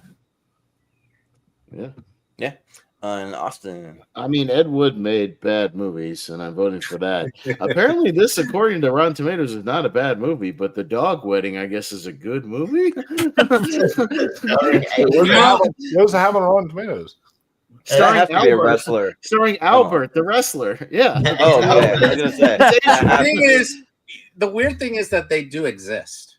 So Dog weddings, yes or it's no? not that crazy. Bro, this movie had okay, never mind. Okay, that was misleading. You click on Rotten Tomatoes, and that's the audience meter. It only has one actual review, so that could be misleading. That's misleading. But I guess IMDb score is okay. So I'll have to watch that because I love Albert. We just talked about him on Invasion. All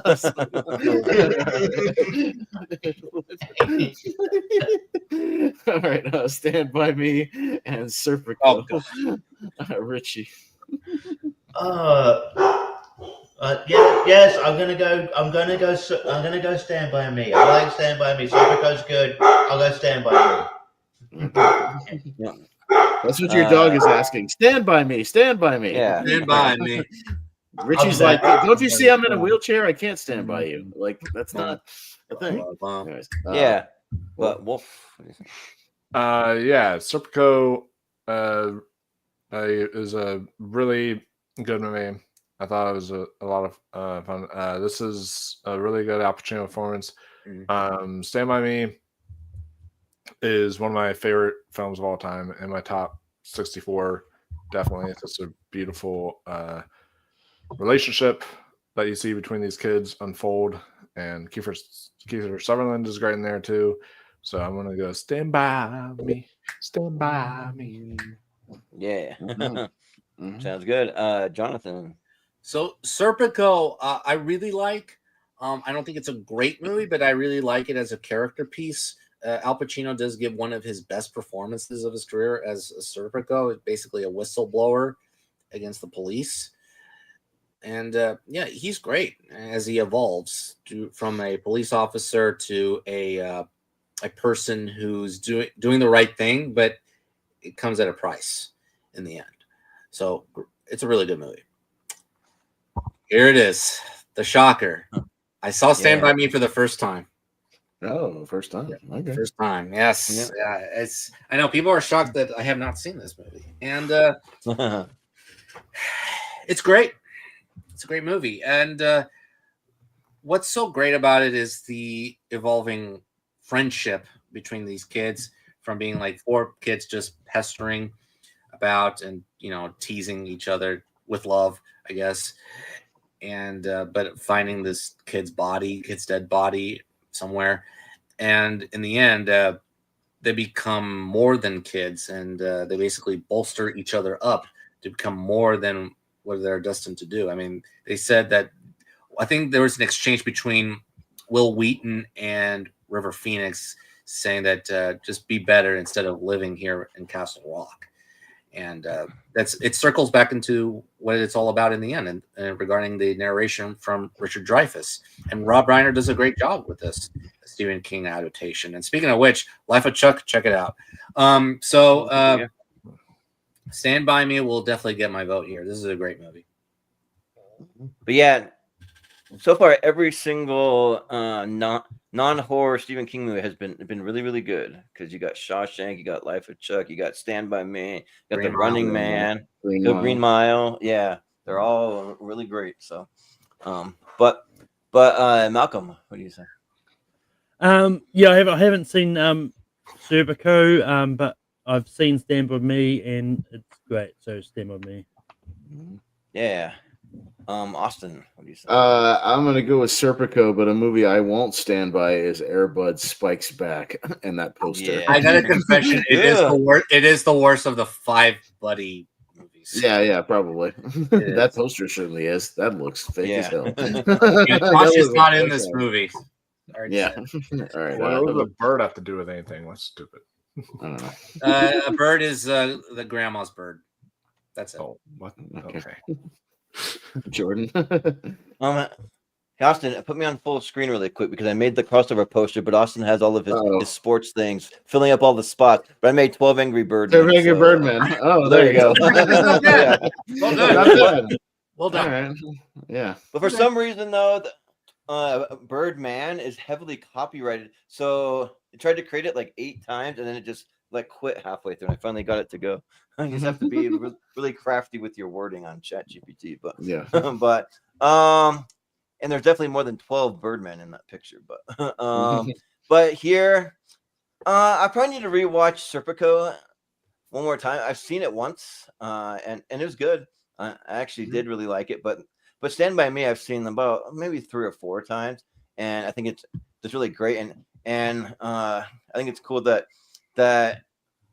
when the chubby kid of the group becomes like not chubby and like a lot better looking, which is Jerry O'Connell. Yeah, dude, so that took me ages to realize it was him. Like for years. yeah, it was like whoa. so yeah, I'll go Stand By Me. It's really good.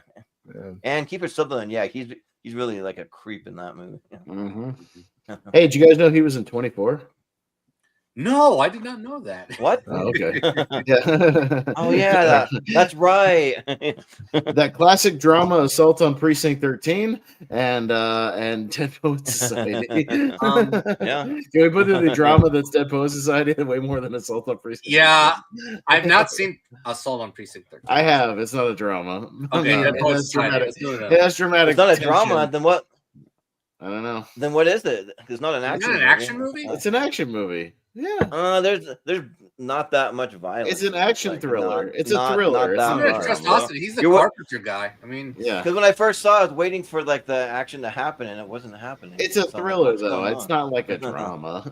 Like Yeah. it's not like No, the no. dramatic tension is them waiting for the gang to break into the precinct. Jordan, Yeah. you gotta be honest that there's a lot more intense drama in Dead Poet Society, especially in Whoa, that third yeah. act. I don't know. I think it's more of an action movie. Yeah. There's drama going on with Airplane. what's his face now in Space Night. I played Mr. Wilson, and Dennis Simmons, that guy. Walter Matthau? Yeah, Walter Matthau and everything that's going on in the offices. There's more dramatic problem. But, yeah. All right, But, let's yeah, go for with sure. Dead Dead Poets Poets Society. Yeah. All right. Got Castaway with Tom Hanks and Moonlight. All right. Base matchup. Base. All right. Two very similar posters, except the Yeah, I was colors. about to say Yeah, it's black yeah. Hanks and white. Hanks. And there's a Yeah, lot of right. and there's a lot of scenes in Castaway of Tom Hanks sitting in the moonlight on the beach. So it's kind of Hey, somewhere. yeah, there. right. Yeah. Castaway in the Moonlight. Yeah. That's right. Yeah. Well, Yeah. So Castaway is a really great Robert Zemeckis film. Probably my second favorite Robert Zemeckis film beside Back to the Future. I really like it a lot. I think Tom Hanks is great in it. This is a film where like the trailer ruined the movie when it came out. I remember later, I didn't watch the trailer when I saw the movie, but I remember seeing the trailer later on in life, and I was like, oh my god, that was like maybe one of the first examples of a trailer ruining a movie. But yeah. Moonlight is just an amazing coming of age story, an amazing kind of gay romance. Happy Pride Month, by the way. It's an amazing honest look into what it's like to live in that kind of society, and the directing by Barry Jenkins is incredible. Mahershala Ali just gave an amazing Oscar worthy performance in this. So I'm gonna lean Moonlight. And it won Best Picture, right? Or whoops. Officially. I mean, because Officially, it it did. wasn't it like the snafu between like La La La La Land. Land or Yeah. yeah. But it did actually win. La La yeah. Land won for 2 minutes. So, Yeah, right. but Jonathan, what do you think? Yeah, Castaway is a really good drama. Yeah. About a man stranded in an island after a plane crash, and he has to rely on his skills and survival. And with the help of a volleyball, Wilson. And no, I should have saved my earbud spikes back for this should round. have too. Yeah. With the volleyball.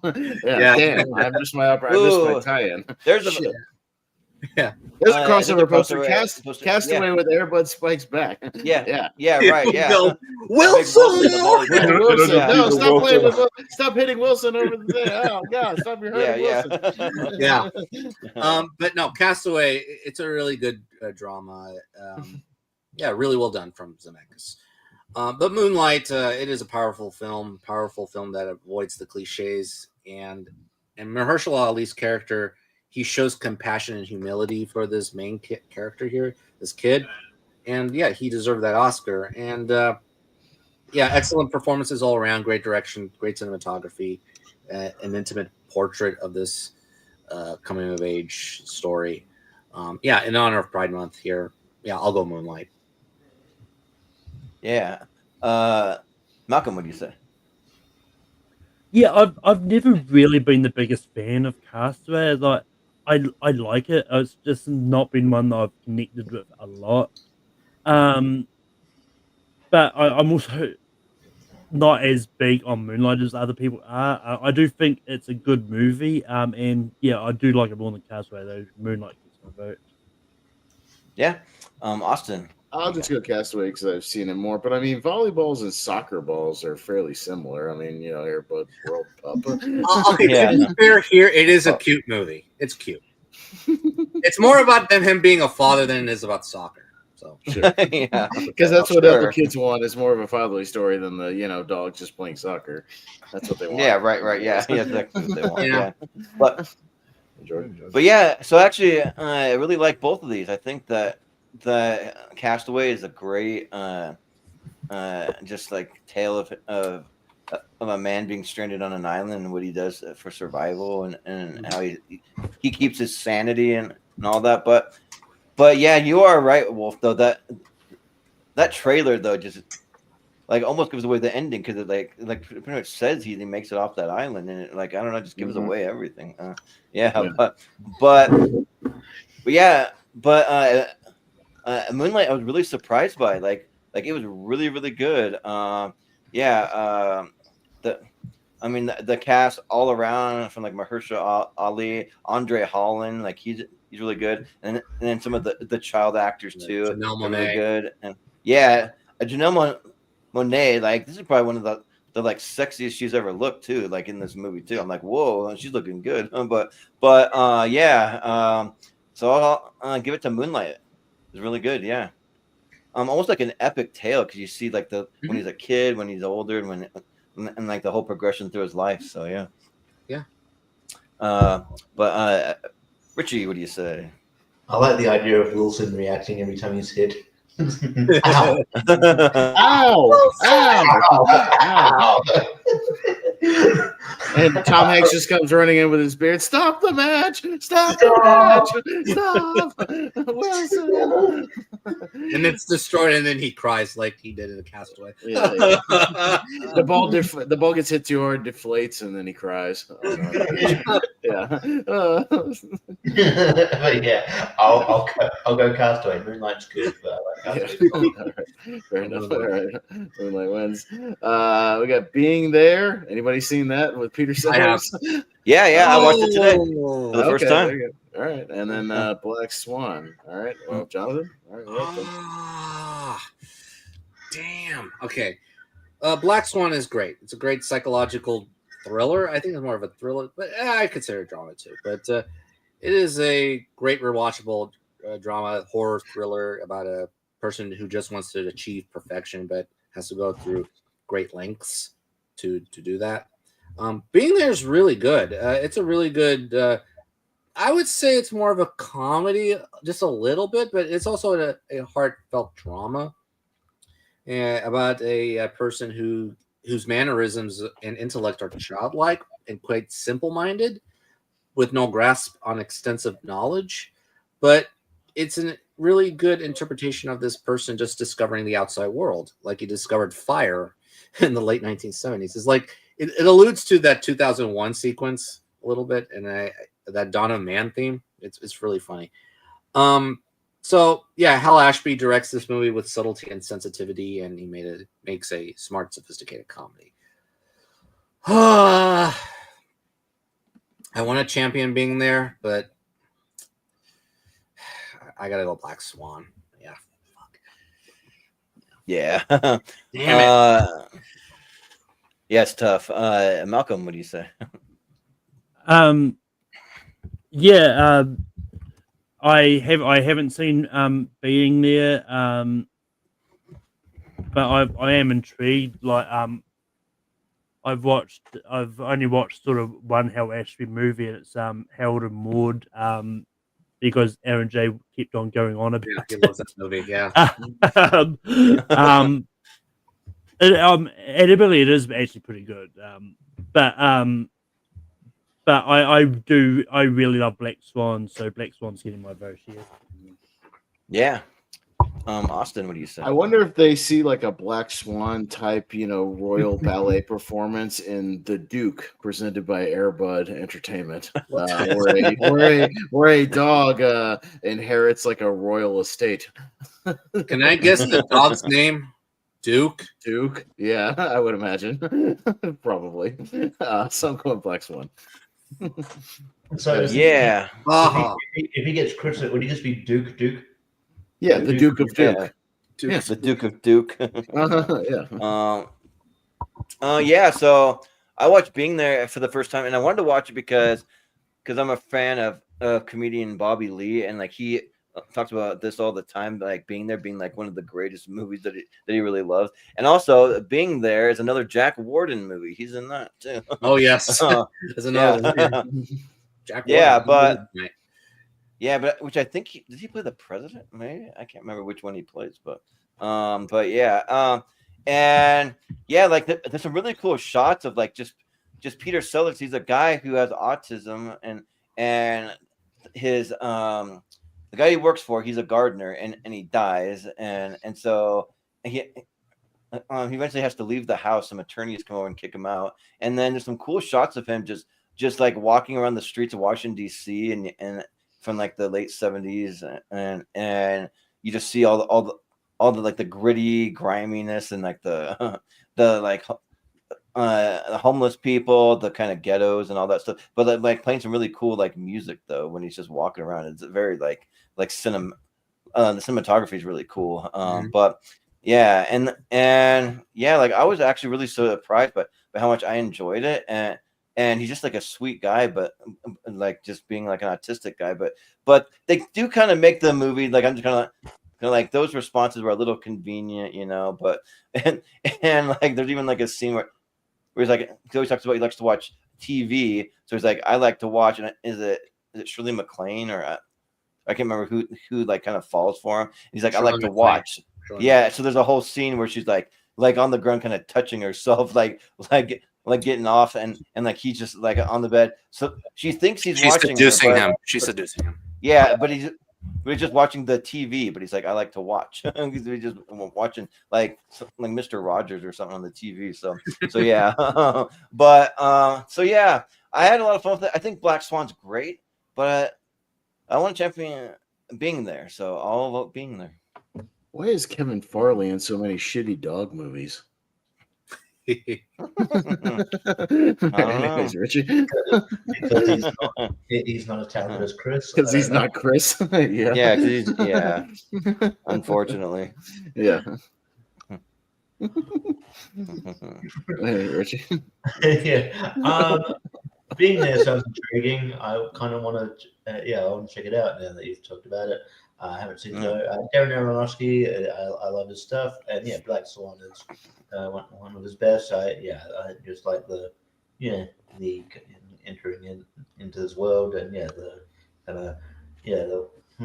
how fucking weird and fucked up it gets. But yeah, Natalie Portman is exceptional in this. Both like Mila Kunis. Looking forward to his next film, Caught Stealing. Very tonal shift for him. Seems to be going a more fun route, so we'll see if kind of lighthearted route. So we'll see what happens there. But yeah, Black Swan is great, so I'll go Black Swan. Mm-hmm. Yeah, sounds good. Wolf, what do you say? Yeah, I really want to check out Being There. I would have watched it if I had time today. It sounds right up my alley. But yeah, Black Swan, kind of a little bit more horror thrillerish, but also still drama in there as well. and it's a really great psychological film about obsession and about going as far as you will to achieve perfection. And Natalie Portman, this is her career best performance. She absolutely deserved her Oscar win for this. And the rest of the cast, Vincent Cassel's also in this. He's excellent too. And the whole cast is really great in here. It's my top 20 movies of all time. I freaking love Black Swan, and every time I watch it, I catch something different each time. Like I could break down different themes and metaphors that's going for each time. And yeah, to quote Natalie Portman at the end of the movie, it was perfect. So I'll go Black Swan. Yeah. Speaking of, wait, you said Vincent Cassel. Were you meaning Vincent Cassel? Vincent Cassel. Okay. Yeah. I was gonna say there's another movie that I actually watched for this that we haven't gotten to yet. That with him. I watched a movie this year with Vincent Cassel called The Shroud. We already talked about it, but you were late, Jordan. Oh, you already talked about it? Oh, well, the movie was good, but not as good as I anticipated, but it was good. So, if you want to watch a horny movie where Vincent Cassel has sex with everybody, watch The Shrouds from this year, the Cronenberg movie. Oh, has sex with everybody. I heard mixed things about it. Yeah, it's not very good, but yeah. Gattaca and Marriage Story. Malcolm. So a couple in peril and a couple who's seemingly happy. Right? Haven't seen Gattaca. I've seen Marriage Story, so Marriage Story. Yeah. Austin. I'm gonna vote for Marriage Story because it's got some good drama, almost as good as Monkey Up from Air Bud. What? It's the Fast and Furriest. Oh, jeez. So what is the pun here? Monkey Up? I don't know what that means. Yeah, I don't get it. So it's all ages, Dove approved. Awesome. Dove approved. It's approved by the Dove. The Christian movie company, Dove. Yeah, on their street. Yuck.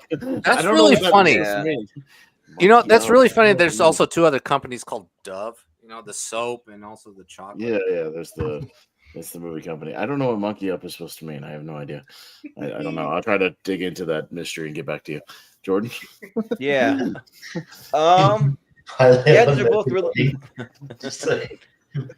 But they're both really good movies. I mean, they showed us Gattaca in my biology class in high school because it has to do with like gene splicing and like you can like determine the gender of your child in the future or like genetic things if they're going to be prone to cancer or prone to different things, and you can kind of like mess with that some, which is kind of interesting.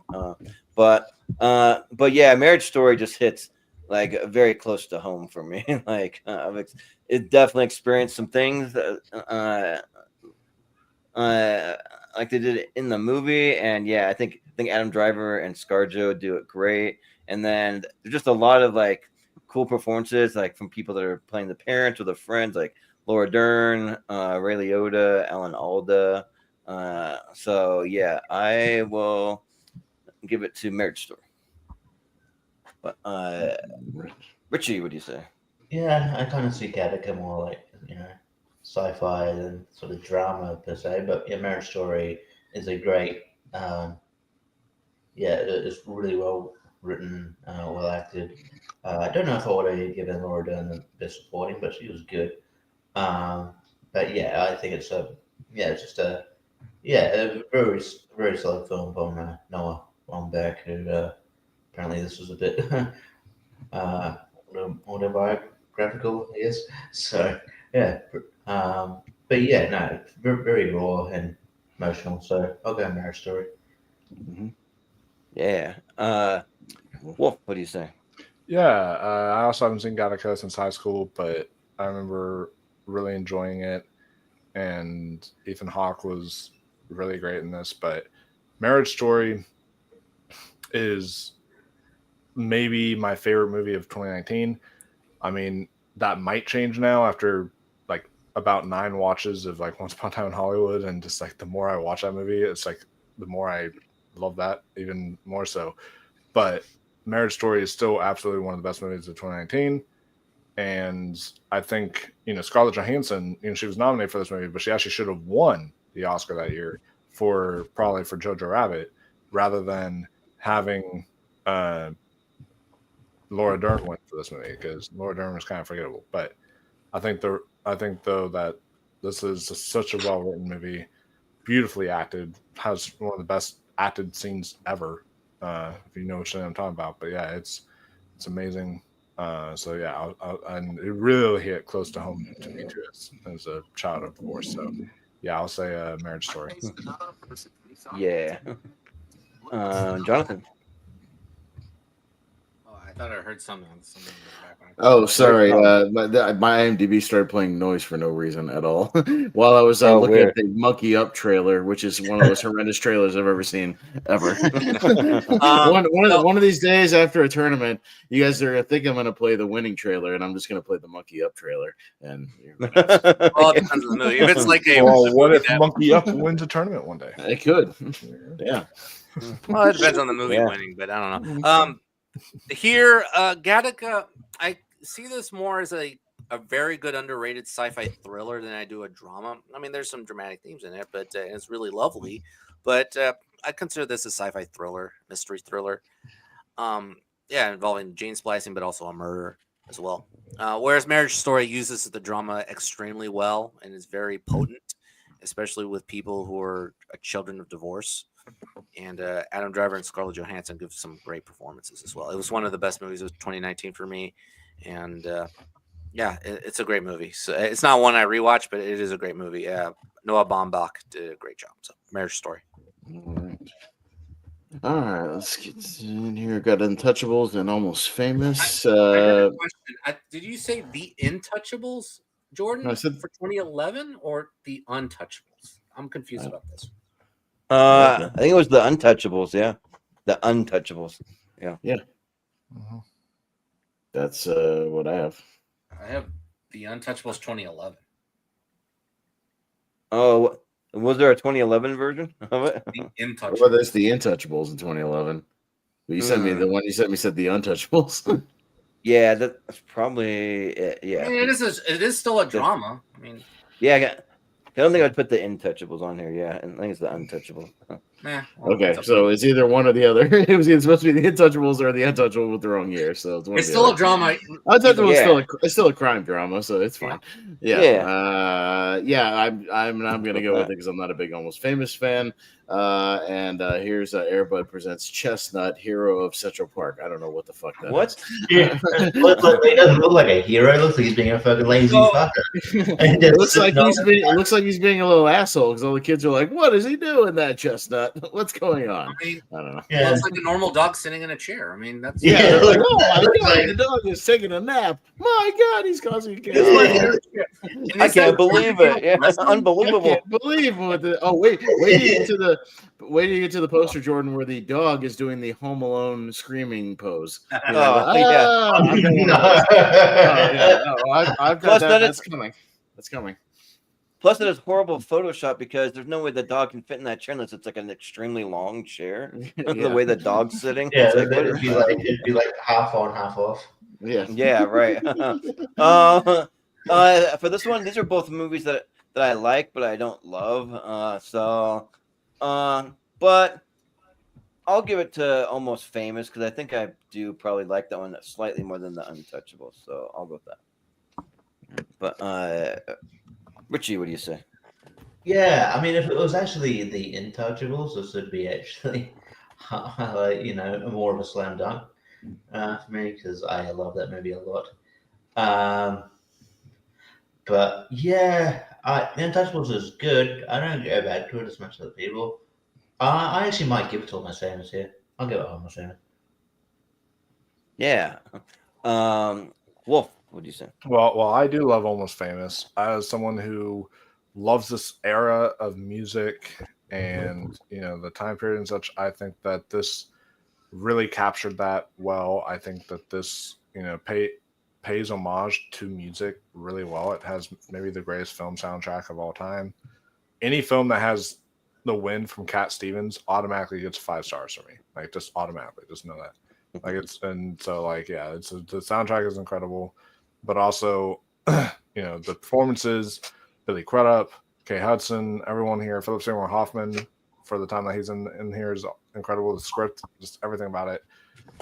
It's one of my top 20 favorite movies. I absolutely love it. The Untouchables is, it's really good, but no, it's not Almost Famous level good. So I'll say Almost Famous. Yeah, sounds good.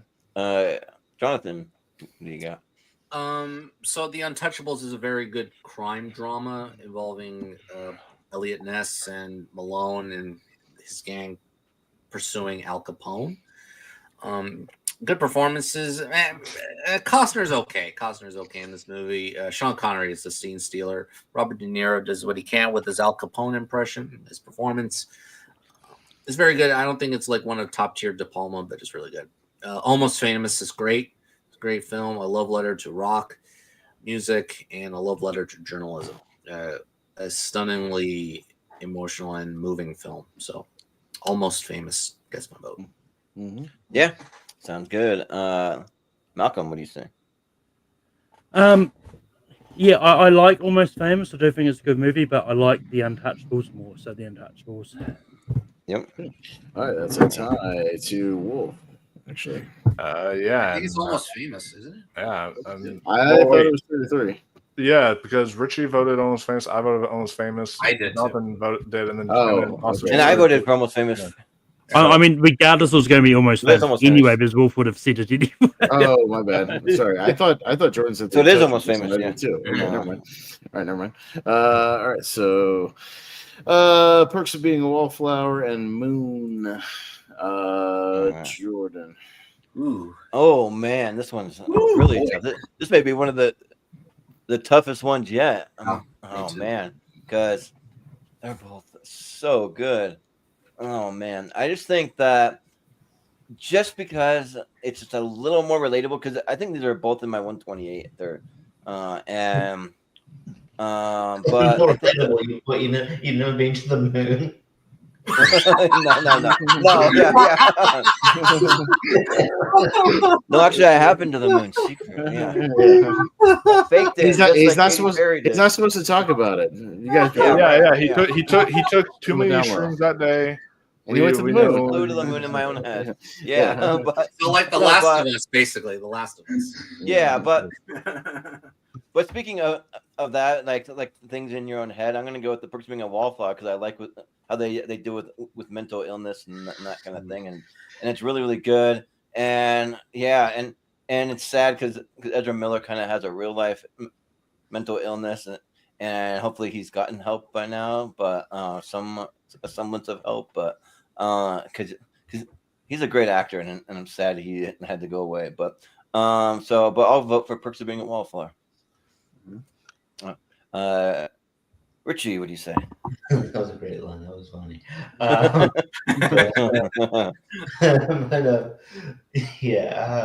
Moon's great. But yeah, I'll go Bugs Being Wallflower as well. I think it I didn't expect much of it, and yeah, it kind of really hit me. I like its commentary on mental illness, and I like the camaraderie these three have. The chemistry is, you really feel it.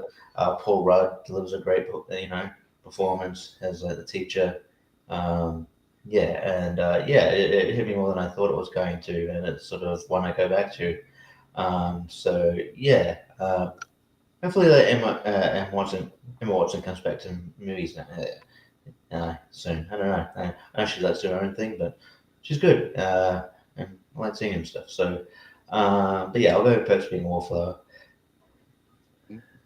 Yeah, sounds good. Wolf. Yeah, this is the battle of problematic actors, because we have Ezra Miller in Perks of Being a Wallflower, and we have Kevin Spacey in Moon. So, yeah. So yeah, this is kind of interesting. I love both these movies for different reasons. Moon has such an exceptional performance from Sam Rockwell. Like that, seriously, how did he not get any awards consideration for that? Like that is, it was a small movie. That shocks me. Yeah, but it's but even then, it's like the performance should outweigh that, because it's like it was such a good performance. Like that was insane. Him playing two entirely different parts, and he does it so well here. And Perks of Being a Wallflower, really relatable, really emotional. Great performances in there as well. But I have Moon higher for me. It's in like my top like 50 favorite films. So have Moon higher for me. So I'm gonna say Moon, one of the best space movies ever. Yeah. Jonathan, what do you say? Yeah, this is one of the tougher matchups here. Moon's great. Moon's a great sci-fi drama / thriller. There's some mystery to his story that is unveiled and is quite interesting and quite shocking. Actually, I really like that about it. And Sam Rockwell does give a great performance. I feel, even though I think Moon is a little bit better, I think The Perks of Being a Wallflower utilizes the drama very, very well, and it's quite relatable, like you said, for mental illness, isolation, friendship, young love. I mean, it's totally relatable, and I think it's one of the best coming of age dramas I've ever seen. And it is a terrific movie, and Logan Lerman does give a great performance. That third act, that moment where he phones his sister. Oh man. Yeah. Oh, it's yeah. Oh That's powerful. yeah. So I'm gonna go with The Perks of Being a Wallflower. I'll be right back. Yeah. Why is Dean Cain in so many bad dog movies? What the heck? Oh, I thought you were gonna show a poster or something. No, I'll get there. But Dean that what he's up Cain to is now? in a lot of bad dog movies also. That's weird. Is that Dean Cain? No, it's Dean John Cain. Yeah. Yes, TV Well, Malcolm? Superman. Malcolm. What do you say here? Yeah, I think both of these are good. But I just slightly I like a Moon that little bit more so Moon. Yeah. Speaking of phoning it in, well, there's a lot of these movies, and I'm sure everybody's phoning it in. There's Dean Cain, What Agent the Toby frick? Barks. What the John fuck? Lovitz, Dean Of Cain. anything you could ever make. John Lewis. Fight crime, catch bad guys, get belly rubbed. Have y'all ever done like a cats versus dogs like tournament? Because like that would be No, but that would be funny just to make some bad dog movies in there with some good ones. And Brian Nussbaum just sent me a whole list of ideas. One of them was best movie dogs. That was what he sent. Okay, I'm voting for Moon, so it's a tie to Wolf. Oh man. Shoot. I know it's in my name, but I can't go against Moon. I'll go Moon. Okay, fair enough. But I made another hilarious crossover, but I want to wait for Jonathan to come back. It's pretty good. Okay. All right. The Town and Network. Richie. Oh, it's just yeah, both really good. Chris Scott's favorite movie there, The Town. Yeah, right. Oh, I don't know why he hates that movie. That's weird. I don't know why. It's great. It's a weird grudge to hold. Yeah, Network is a really well-written film. But the one to go back to is The Town. I think it's just a great ensemble. I think everybody delivers here. Jim Renner is particularly great. Yeah, Ben Affleck, even Blake Lively is really good. Rebecca Hall. So I will. I'll go The Town. Yeah. I guess Jonathan's not here yet. So, Oh, wait, no, sorry. We're gonna go Wolf. Sorry, Wolf. Yeah, sorry. Yeah, both these movies have great ensembles. Town has a really good cast. Network has a really great cast. They're both really exceptional movies. I think Town, Ben Affleck's direction is really good.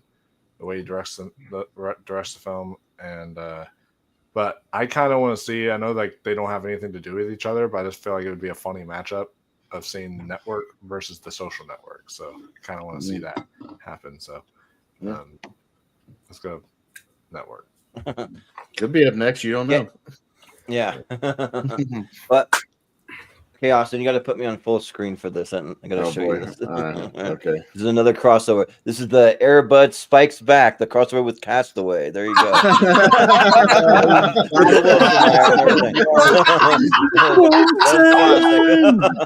Oh man! And you can see Wilson in the top right there. Yeah, yeah. He's also at the bottom of Coming soon to a streaming service near you. But I think it's Jonathan next. Yeah. Maybe your best one. Is it wrong that I would actually watch that fucking movie? Yeah, right. You totally watch that. I would scrap what we're doing for Wheel of Movies and not watch that. Yeah, I'd watch it. He's stranded on the island with the dog, and that's why he's so scared. Yeah. The dog just wants to play with Wilson, and he's like, "No, Yeah. you're hurting him. Stop it." Yeah. Stop biting his face. But I wanted to call it Airbud Spikes Wilson, but apparently No, Wilson's it's copyrighted. Yeah. Okay, tough matchup. Town. Sure, yeah. Great heist thriller. Utilizes drama very well.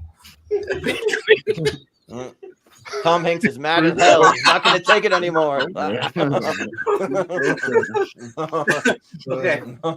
Okay. Do you need a break, Jonathan? I can go to Conway Twitty. Yeah, right. Ben Affleck Conway and Jeremy Twitty. Renner, they give great performances. Their friendship has great tension because Rebecca Hall is involved and she's associated with the bank robbery because she works there at the bank. And it's a compelling film. I think personally, over time, I think it is my favorite Ben Affleck film, directed wise. It's really good. But Network we don't see as often. I think Network is a great drama, but also a great satire on corporations and television, and it really holds up. Like it really does hold up.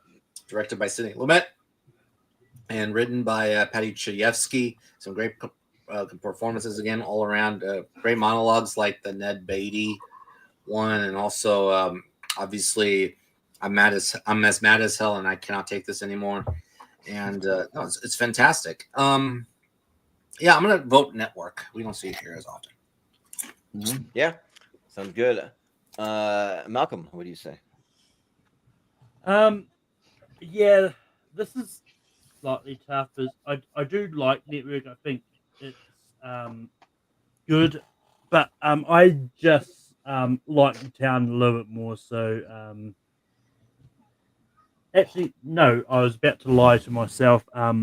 I like The Town. I think it's a good movie, but I like the Network. I like Network more, so Network gets my vote. Do you have a brain snap? Yeah, at least you're honest. I've broken him with all these like bad movie posters. Yeah, right. No, but the Jordan one that was masterful. That Yeah. was Best AI poster. Yeah, right. Yeah, that's one you got to post on Facebook tonight, Jordan. Like you got to. Yeah, like, right. We talked about a crossover of Airbud Spikes Back and Castaway. You got to post that. That's one. probably the hardest I've ever. Or just like randomly include it in the poll and see what people do. What the? No, just post it. Just post No, it. just post No, it. Yeah.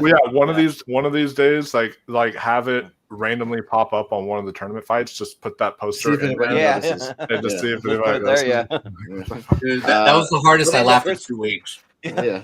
Put it into Chris Scott's after the 128. Yeah. yeah. Both these movies have great ensembles. I voted for The Town. You know what doesn't have a great ensemble? Doggone, where the dog, if you notice, is doing the Home Alone pose with his fake Oh, hands. jeez.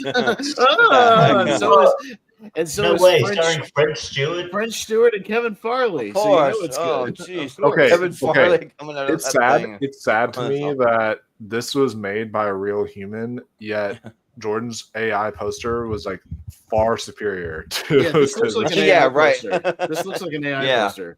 No, and It does, yeah. My favorite thing is the quote. It says boundless energy. Is that good or bad? That could be bad. It is Boundless energy, yeah. You could say it has boundless energy and it never slows the hands fuck look down fake. in the review, but they just put that. That up. means nothing. That doesn't mean Like anything. an- Yeah, that's They a could have Whoa. pulled 2 words out of a quote that's bad. Boundless.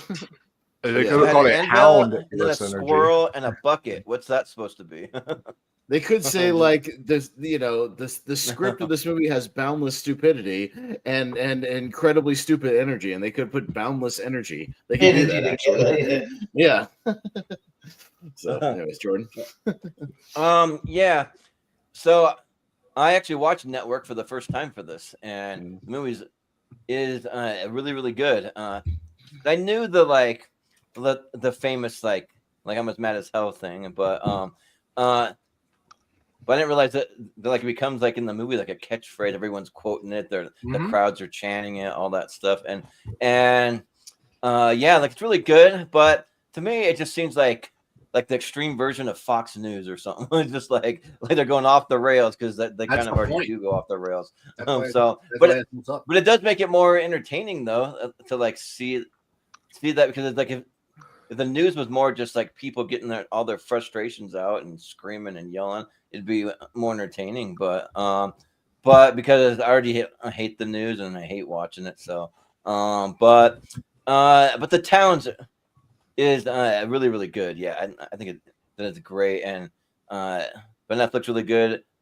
Jeremy Renner, John Hamm, like all those guys, even Pete Postlewaite, like, he's pretty good in it. So yeah, I'll give it to The Town. Okay, well, that's now a tie, and we're up to Jonathan. Yeah. Wait, Wolf didn't do a tiebreaker yet? Yeah, I did for Moon. I did for Moon. I was away. Oh, Yeah. Yeah. All right. Network. Okay. All right. Well, you might get it. Because there it is. Dog Day Afternoon versus the Social Network. Right. Hey, it's a dog movie. Yeah, it's a dog. There's no dogs in the movie. Spoiler alert. Yeah, so Dog Day Afternoon. Yeah, no dogs in that one. Not a shitty dog film. It's a way better than probably the majority of the shitty dog films. Al Pacino's really good in this. But I'll say Social Network here. I think that this was a superbly written film from Aaron Sorkin. The direction from David Fincher is also really great. Andrew Garfield, who to me was maybe the biggest Oscar snub that year. The fact that he didn't get an Oscar nomination for that, and he even has an Oscar clip and everything, is just insane to me that he missed. And Jesse Eisenberg, you could argue that maybe he could have won as well, because this is maybe the best performance he's ever given. But yeah, a really great movie all around. So I'm gonna say The Social Network. I found another Dean Cain dog movie. What the fuck? Jeez. I keep finding He's them. in everything. Yeah. He's in every dog movie. Yeah. Jonathan? Jonathan. Boy, for a drama tournament, this is one of the funniest episodes I've ever been. Yeah, right. Anyway. Ironic. This is keeping me going because I have to wake up for work in 4 hours. So anyway, otherwise I'd be dead right now. So just keep me going. A little quick here. Both in my top 64, so obviously it'll show up in my top 128. Dog Day Afternoon is excellent. One of Al Pacino's best performances. Also one of John Cazale's best performances. He's great as his partner robbing the bank as things go wrong. And The Social Network is exceptional. Great Aaron Sorkin screenplay. Great performances all around. It zips by. It holds up very well 15 years later. Wolf, you basically inspired me with this. Let's get a network matchup, a Social Network. Yeah. Sure. Yeah. Malcolm, what do you say? Yeah, I do think Dog Day Afternoon is a good movie. I think it's great. But I just like the Social Network more. The Social Network. Yeah, Austin. Yeah, I'll go with The Social Network, and man, I may go down a Dean Cain animal movie rabbit hole. So here's Ozzie and Ted's Great Adventure. These guys drool, starring Dean Cain and Beverly D'Angelo. It absolutely was cute. Yeah, sure. Wow. Whatever you say. Whatever. Go Sure. ahead. Yeah. Whatever you say. Oh, I've got a new better one coming up. I'm going through his IMDb. His 200 movies on IMDb, and I'm oh my god, there's some gems. But on there. Holy shit. Yeah. being Superman 30 years ago can only get you so far. Yeah. Jordan.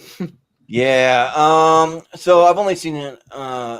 Oh no, this is Dog Day Afternoon. Sorry, for some reason I almost said Serpico. I don't know why, but that was We just talked yeah, about but it. yeah, that's why. But yeah, I've seen Dog Day Afternoon a couple of times, and I am learning to appreciate it more. I didn't love it the first time because I'm like how long does this whole hostage thing have to take? Like the entire day, but it's the afternoon, and it's supposed to take like the whole day, and that is true that it It's a did true take story. that long, and yeah, so I do think that it is really good, but and also the I forget the name of the syndrome where like the hostages start to they like the people holding them hostage, but the Social Network's great though. It's really really good. I mean, anything written by Aaron Sorkin, I'm sold, and I mean, we can even make Justin Timberlake a better actor than that's a plus. And yeah, I think that just a very simple movie that shouldn't have really been all that great. It was amazing. So yeah, I'll go The Social Network.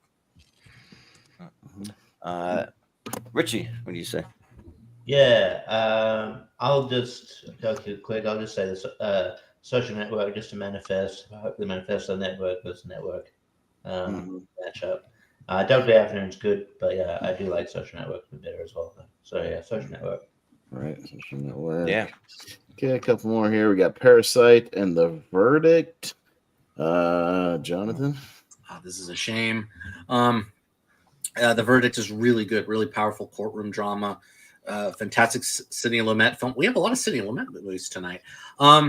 Yeah, it's Verdict's really good, and Parasite is great. I think it's a perfect movie, in my opinion. I don't say that often. It's an extraordinary movie. Great cast all around. Great balance of comedy, drama, thriller, everything. Yeah, I gotta go Parasite. Yeah. Malcolm, what do you say? Yeah, I like Parasite. I think it's a good movie, but I really love The Verdict. I think it's a great courtroom drama, and yeah, and so The Verdict's getting my vote. Yep. Austin. I have The Verdict on Blu-ray. Haven't watched it yet, so I'll go Parasite and another Dean Cain dog classic, A Dog for Christmas, starring Dean Cain and Richard Karn from Home Improvement. Hey, Richard may- Karn. All right. maybe that should be one of our Christmas monthly mistakes. It makes a great Santa. It does sound like a title for Hallmark. I'm not Yeah. kidding. Yeah. It Oh, does, Dean yeah. Cain does Hallmark movies and bad animal movies and Christian movies. That's all he does now. Yeah. Go up and down his IMDb. Well, That's let me all it check is. it out. Let me. It'll Yeah. probably take a weekend to make. Yeah. Yeah. Yeah. Wait, did you vote, Austin? Yeah. You voted. I said Parasite. Okay. Yeah. Yeah.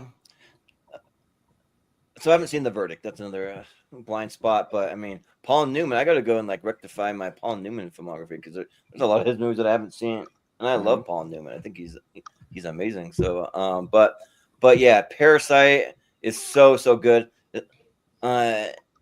It was so good that I saw it 3 times in theaters, but I worked part-time at a movie theater in 2019 just so I could get free movies. So I got to see it for free, and then brought different friends and family that hadn't seen it to go see it. So, but yeah, so just a really haunting story. Now I'm a huge Bong Joon-ho fan, so much so that I got the Mickey 17 poster. I don't know if you can see that in the background of my behind me there, but I got that yesterday, so I switched it up. So, but yeah, so Parasite, yes. Richie, what do you say? Yeah, I love Parasite. I think it's a really solid film, and yeah, I love Bong Joon-ho. But yeah, like I said, I mean, a lot of Paul Newman's filmography is like a blind spot, but I have seen The Verdict, and I think it's good, and it doesn't come up here that often, so I'll go The Verdict. Richie, you know how we hate like shitty Photoshop posters? Yeah. Dean Kane's in one called Man Camp. Look at that shitty Photoshop. Oh, Rookie master. That is Holy, holy shit! That is. No, that is fucking lazy. That is some lazy bullshit right there. He didn't want to show up to a photo shoot, so they just went. It's They man up. just It's man up slapped time. his face. I up actually there. feel bad for the women in the background. They should be embarrassed. I mean, that looks like faces on top of somebody else's. Well, their faces Yeah. on bodies. Yeah, it's stock like Getty photos with faces on them. Yeah, that's what it is. Yeah. Yeah. Oh god. Getty Notice, images. Wolf. Yeah, the verdict is one of my biggest blind spots. I really need to see it. Everyone's been telling me to see it. I'm gonna get around to seeing it at some point. But I love Sidney Lumet and Paul Newman, so I'm sure I'm gonna really like it. But yeah, Parasite, excellent film, and this deserved to be the first international film to win Best Picture, and I'm really happy it did, and I loved what Bong Joon-ho said, where he said, guys, like, don't freak out that you have to read a film, because like by you not choosing to read a film, you're missing out on so much great cinema out there in this in the world. So, and Parasite is just an example of just truly great cinema. So yeah, I'm gonna say Parasite. Okay. Yeah. That's it. I think All that's right. everyone, yeah. Parasite. Cool. Saving Private Ryan and Mean Streets. Malcolm. Yeah, I'm not the biggest fan of Saving Private Ryan. I think it's fine. Shakespeare in Love deserved to win Best Picture that year. But I haven't seen Mean Streets. So I'm gonna vote Mean Streets. Yeah. Austin. I'm going to Saving Private Ryan because Mean Streets is all right. It's decent. It gets better every time I watch it. Hey, Richie, do you know Dean Cain did a movie with The Big Show? Vendetta. The Big Show. And look, get ready for Hell in a Cell.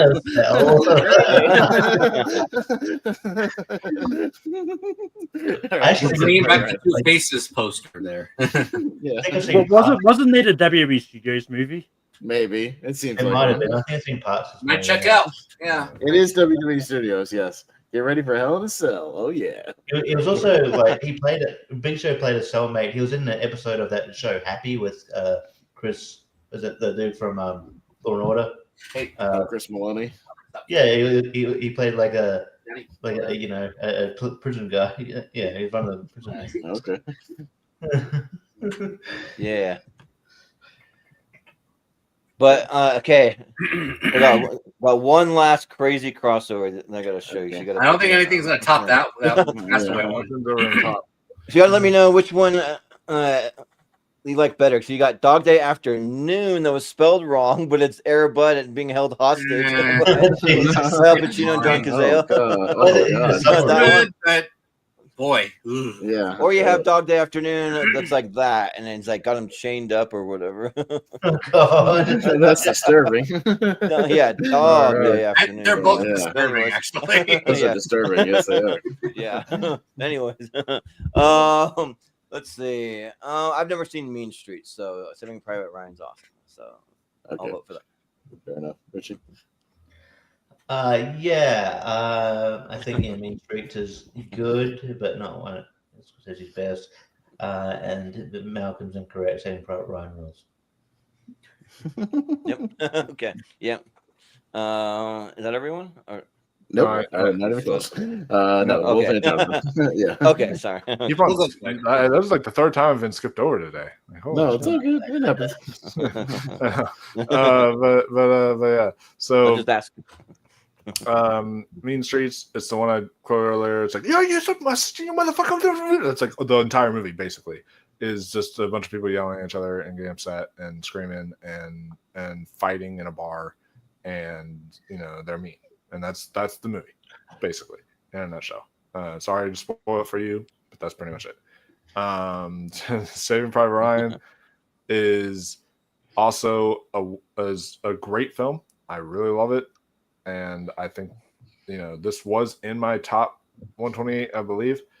But I will say over the years, I do think it gets kind of emotionally manipulative. Like I don't know, like the ending. Like yes, it's a tearjerker, but it feels a little bit like the ending is a tearjerker, but it feels over the years as I watch it more, it's starting to feel kind of like they're knocking you over the head, saying, "Hey guys, cry. You have to remember to cry," and stuff like that. And it's like I feel like it's not like doesn't come off as natural. I guess not much anymore on rewatches, but I still really love it. Still think it's a really great movie. So I'm still gonna go Saving Private Ryan. Yeah, Jonathan. Yeah, Mean Streets it's a good movie, but it's basically a movie where Scorsese is finding his footing as a director. Yeah, as he gets better and better with these movies about men shouting over each other and fighting each other in bars and in other places and using violence as a tactic to solve situations.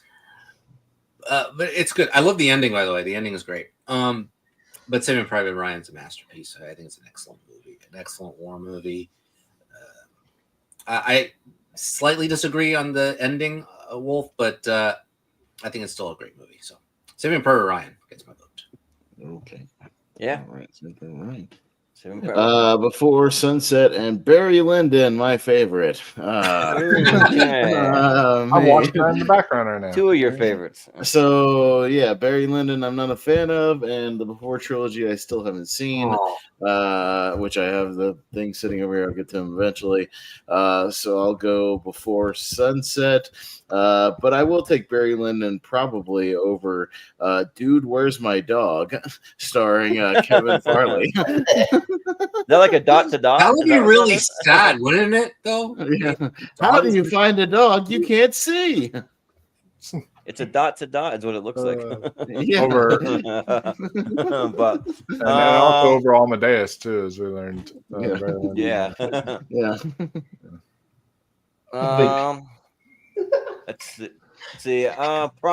Probably Before Sunset because I haven't seen Barry Lyndon. So, and Before Sunset is my favorite. What is Richie's dead? I don't know what's going on. Can you put me on full screen? Yeah, I'm like, I was like, what's going on there? Okay. Saving Private Earbud. There you go. Oh, Nice. That's a mission. There you go. Yeah. Mission. But I bet you there's a movie out there where there's a military crew that goes to save a dog. I would bet that's a movie. Like somewhere. That's got to be something. There's got to be like a real movie, like even if it's like some direct-to-DVD movie. Yeah. It has to be. But sorry. But I'm voting for Before Sunset. It's the best of the trilogy, I think. I think that they're all good, but this one I just like a little more. Just kind of when they're getting to know each other and starting the romance. Wait, no, this is the second one, right? Sunrise. Sunrise is that. Sunset is their reunited. Okay, yeah, because it's so easy to get these confused. So then it's the second best one, but it's still I'm still gonna vote for that over Barry Lyndon because I haven't seen it. So yeah, Before Sunset. Yeah. Richie. Yeah, I haven't seen Barry Lyndon. I've only just gotten to the Before trilogy, and Before Sunset's really good. Enjoy the chemistry, and might be my favorite of the three. I'm not sure. But yeah, I like this one a lot, so I'll go Before Sunset. Yeah. What do you say? Yeah, this is hard because this Valentine's Day, I decided to spend the entire Valentine's Day binging through the Before trilogy. So I only ever saw Before Sunrise. So I got to see Before Sunset and Before Midnight this time, and then I actually binged the entire trilogy. And yeah, like what a remarkable trilogy. This is probably the best, like up there with like Lord of the Rings as like one of the best trilogies ever created. It's so good. And each one of them is a masterpiece. And I just think that like the way it's written, the way that the dialogue feels so natural, it's in the chemistry that Ethan Hawke and I'm blanking on the actress's name. She was in American Werewolf in Paris. Julie Delpy. Yeah, Julie Delpy. Yeah, so she's like their chemistry is really good together, and they feel like a genuine couple. It's great. But yeah, Barry Lyndon, I've said it before, I know I'm in that weird film bro letterbox camp that has this as my favorite Stanley Kubrick film. Like it's I think this film is masterful. I think the way it's told visually, the cinematography is stunning. That's why I'm watching it in the background right now. Every single frame is a painting. I can just put it on the background and do my chores, and it's just beautiful. And yeah, there's a lot that it has to say about power and about power dynamics and other things. So yeah, I think Barry Lyndon is absolutely masterful. So I'm going to go Barry Lyndon. Yeah, sounds good. Jonathan, what do you say? I think the first half of Barry Lyndon is a masterpiece. I think it does his ascension extremely well.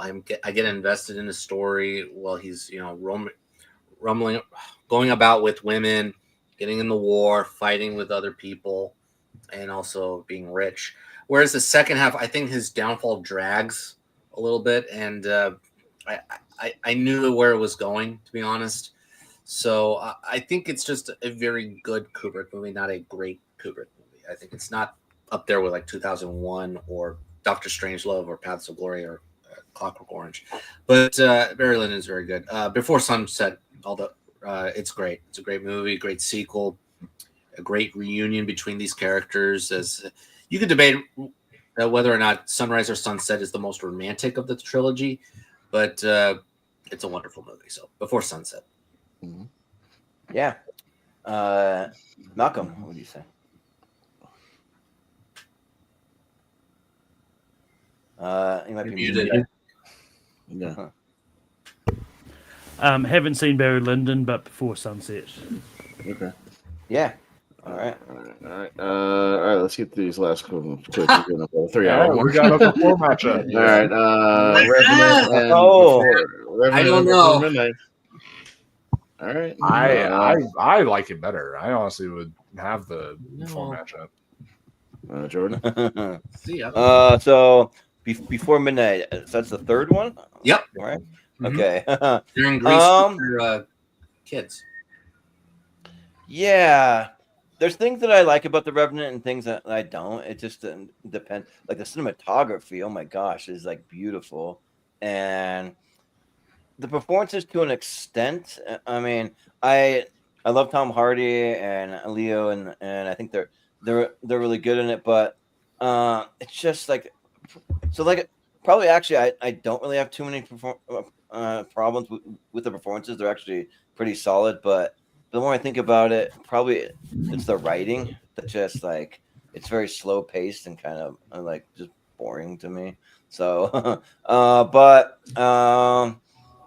it's probably better than Before Midnight to me. I think I do still like it a little better than that. So I'll go The Revenant.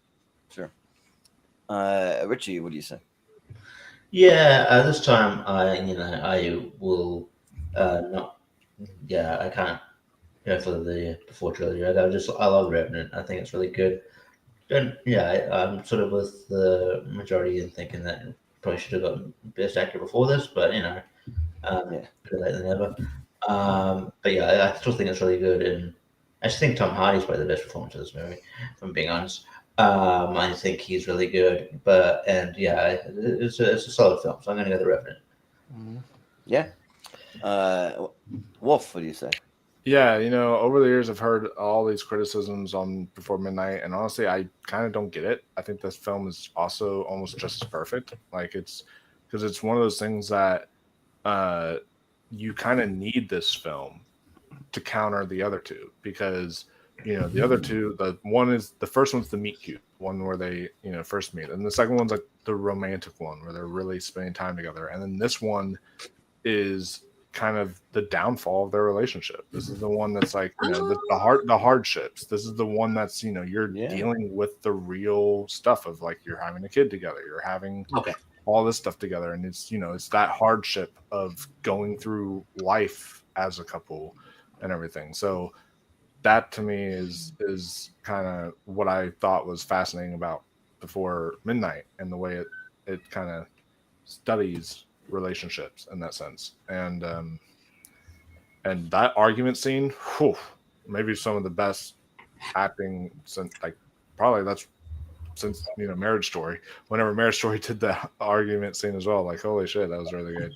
But yeah, The Revenant, it is really good. I actually learned about Hugh Glass in high school when I watched this movie, which was interesting. So it made the experience all the better. And the bear attack was really great, and yeah, I mean, he deserve to win? Sure, but he should have won earlier for this, before this. So. But I'll say before midnight. Yeah, Jonathan. Well, they're both great movies. I don't rewatch Before Midnight as much as the first two. I think Midnight is it's great, but I think there's a few elements missing that is so special about the first two. But I think it's still a great, exceptional film. And you have the same team going at it. I mean, they're in Greece, and the last scene, though, I think it matches the powerful impact of the first two. That last scene, I think it's a great scene. The Revenant, I think it's great as well. A great cold western, and it's basically about survival. It's obviously it's not as much dialogue because he cannot talk, and he's just trying to traverse back to his origin story, and also to avenge his son, and take revenge on Tom Hardy's character. So I think The Revenant is great. So I'm gonna go. Yeah, as much as I would like to have a before matchup, I like the Revenant a little more actually. So I'm gonna go The Revenant. Yeah. Malcolm, what do you say? Yeah, I'm not a big fan of The Revenant. I think it's okay. But so yeah, I like the whole Before trilogy, so I'm gonna go Before Midnight. Yeah. And that's it. So me? But okay. Oh, I thought you voted for Before Midnight. What? I haven't even gone yet. Well, maybe it was the other one. We had another after, before, whatever trilogy thing before this. Before sunset. We had it right before. Before sunset. Yeah, we had it right before this. Like literally right before this. But yeah. What do you mean? I haven't voted on this one yet. Yeah. Okay, that's fine. Okay. Maybe we blend together. I don't know who's voted on what. No, never mind. The Revenant. That's fine. You just seem oddly confused for some reason. I seem confused. You said, "What are the votes at? We're done. You said we're done. What are the votes?" Okay, we're done yet. Oddly confused with me. Lost in translation of Malcolm X.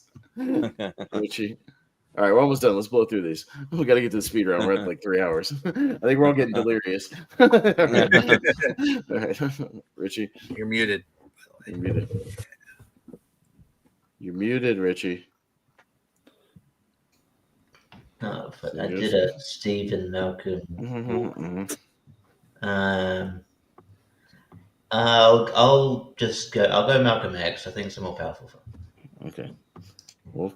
Yeah, we're all about to get lost in translation right now because they're at the 3 hour mark. So, but I'm gonna say, for me, while Malcolm X is an exceptional film, I am gonna say Lost in Translation is in my top 50, and I think that film is just exceptional. And trying to get some sound effects of that Lost in Translation nighttime poster. Yeah.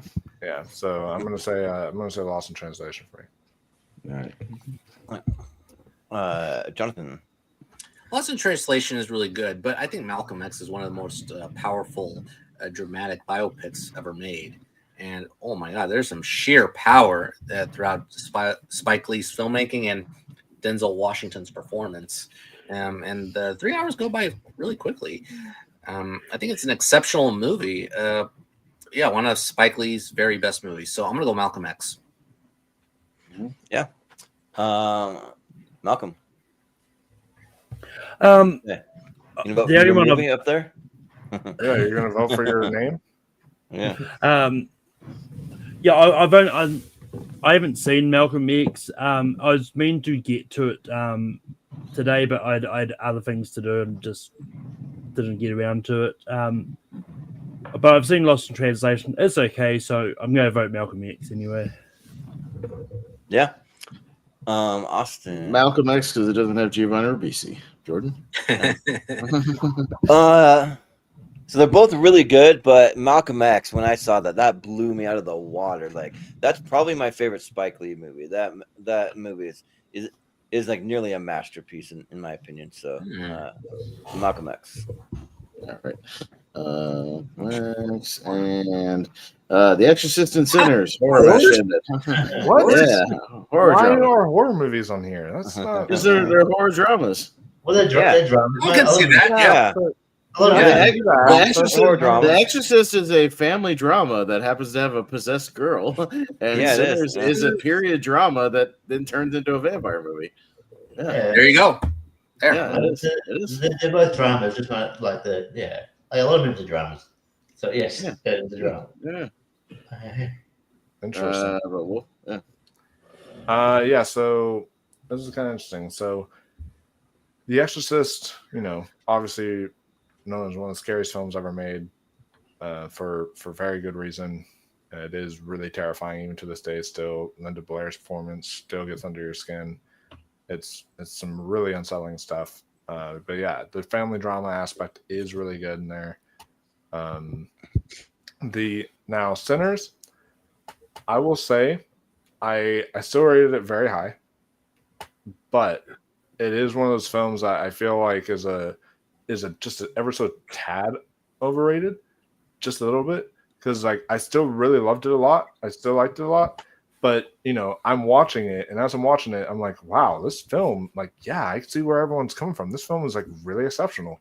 Then there's a shootout scene that happens, and it completely takes me out of the film. I was like, this is totally different. This is not at all what this movie was trying to be. Like, this is, I don't get it. It's one man versus 50 people. It's like stupid. I was like, this is not. I think it was like 10 people, but it seemed like a lot more. But I was like, this is like really, this feels like more like a Quentin Tarantino movie all of a sudden. And I was just like, and it never gave me that Quentin Tarantino vibe. And, some of the blood at times looked fake. And so I have a few issues with it. I don't think it's a perfect movie by any means, but it looks like horror is going to be coming back to the Academy Awards. So I'm really happy. This will both probably be Best Picture nominees by the end of the year. Exorcist and Sinners. So yeah, but I'll give it to The Exorcist. Yeah. Jonathan, what do you say? Sinners is great. Sinners is a great movie. It's still my favorite film of the year so far. I think it's more of a love letter to music itself, especially like blues and jazz. That's what I took away from it. You feel that passion, that heat when they open the club. You can feel the steamy. What the hell? Something's going on somewhere. What are you watching, Malcolm? He was trying to find the Sinners soundtrack. He was like, okay. Well, you can feel the steam around the, them just dancing around, and then a few people doing, in there, and no, but it's great. I think it's some great acting. Yeah, and The Exorcist, as Wolf said it, I think it's a great family drama. I think it's very powerful as well, before she gets possessed and also when she's possessed, with Ellen Burstyn giving a great performance. I want to give Sinners a little bit of time right now, so I'm going to give it to The Exorcist. Yeah, sound good. Malcolm, if you're done with the Sinners trailer, you can tell us what you want to vote for. No, no, it's fine. I accidentally started up a podcast, one of the podcasts, and I couldn't stop it in time. Okay, yeah, it's all good. But yeah, I haven't got around to Sinners yet. I'll eventually watch some stage by the end of the year, hopefully. I've heard a lot about it. But yeah, I'm going to go with The Exorcist. Okay. Yeah. Underwater. Sinners, because I respect The Exorcist more than I like The Exorcist. But I really like Sinners. Jordan? Yeah, I'm just like lukewarm on The Exorcist, but Sinners, I'm still like riding that high, and I kind of want to see it again if I can catch a bit before it leaves theaters. But there's way too many other movies I got to see, so I probably won't be able to. But yeah, it was really good. It's in my top 5 of the year. So yeah, Sinners. Richie. Yeah. Exorcist is good. I don't like. sort of heralded it as one of the best of all time or anything like that, but it's really good. But Sinners, it's one of my favorites of the year. I think it's really effective. I think Michael B. Jordan is fantastic in the film. Haley Steinfeld's great. Jack O'Connell's great as the villain. In the villain. It's a blend of a lot of genres, to be honest. And so I'll go Sinners. I think it's a matter of time before Ryan Coogler directs a Best Picture winner. I'm not sure. I'm not saying it's this one, but I'm just saying eventually. I think he's that talented. So so I'll go Sinners. All right. It's a tie to Malcolm. The Exorcist. Okay. All right. And I think this is the last one, right? That's it. Yeah, that's Right. it. Okay, There we go. finally. We made it. For 3 hours. Before 3 hours. Well, Before 3 we're not. Yeah, but we're not done yet. So Yeah. that'd be great if we were Yeah. done. But we're not done yet. Well, for the All first round. First, you gotta get speed. Demon speed. Speed's what we need. We need greasy, fast speed. All right, so let's get very, very fast here. Let's one down because I have to get up for work in 3 hours. All right, Jonathan, Departed, and Juno. The Departed. Departed. Malcolm. Juno. Departed. Jordan. Juno. Okay. Richie. Juno. All right, and Wolf. Juno. Oh Juno. man. Juno. Oh yeah, I forgot. I got to write these down. Oh shit. Oh well. They'll show up next month. All right, I got to write these down, because all these winners will be in the Sweet 16, and they're going on to the final one. So I got to write these down real quick. So, Sorry, never gets a break. all right, Lahane and Gladiator. Malcolm. Gladiator. I'll say Lahane, so maybe I'll watch it for the championship. Jordan? I watched it, but it's just not on Gladiator level quite for me, so I got to go Gladiator. All right, Richie. Gladiator. Wolf. Here's the thing: Gladiator is almost in every single tournament now. Lahane. And Jonathan. It's up to you, Austin, again. Lahane. I'll try to watch it for the championship. Lahane. So there you go. That'll give me a reason. So there you go. I mean, it's not for a couple weeks, so I got time. So, all right. I'm not going to vote it over some of these other movies, though. I'll tell you that moving forward. On YouTube. The Martian and Witness for the Prosecution. Ooh, shit, it's on me. Oh, damn. But you know what? I'll give it to Witness for the Prosecution. We don't see it that much. Jordan?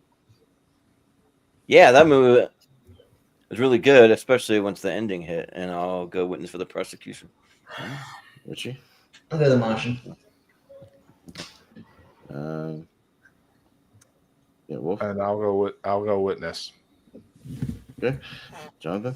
That's a different movie, but okay. What? Witness for the Prosecution. Okay, Malcolm. Witness for the Prosecution. Okay, there we go. So it'll hang on. All right, for the prosecution. Okay, going to Schindler's List and Phantom Thread. Jordan. Schindler's List. Yep. Okay, Richie. Schindler. Wolf. Schindler's List. Jonathan. Yeah, it has to be in the championship. Schindler's List. Okay, Malcolm. Schindler's List. Clean sweep. List. All right, there we go. Oops.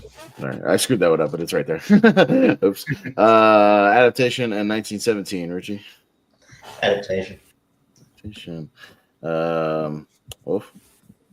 Adaptation. Jonathan. Adaptation. Okay, Malcolm.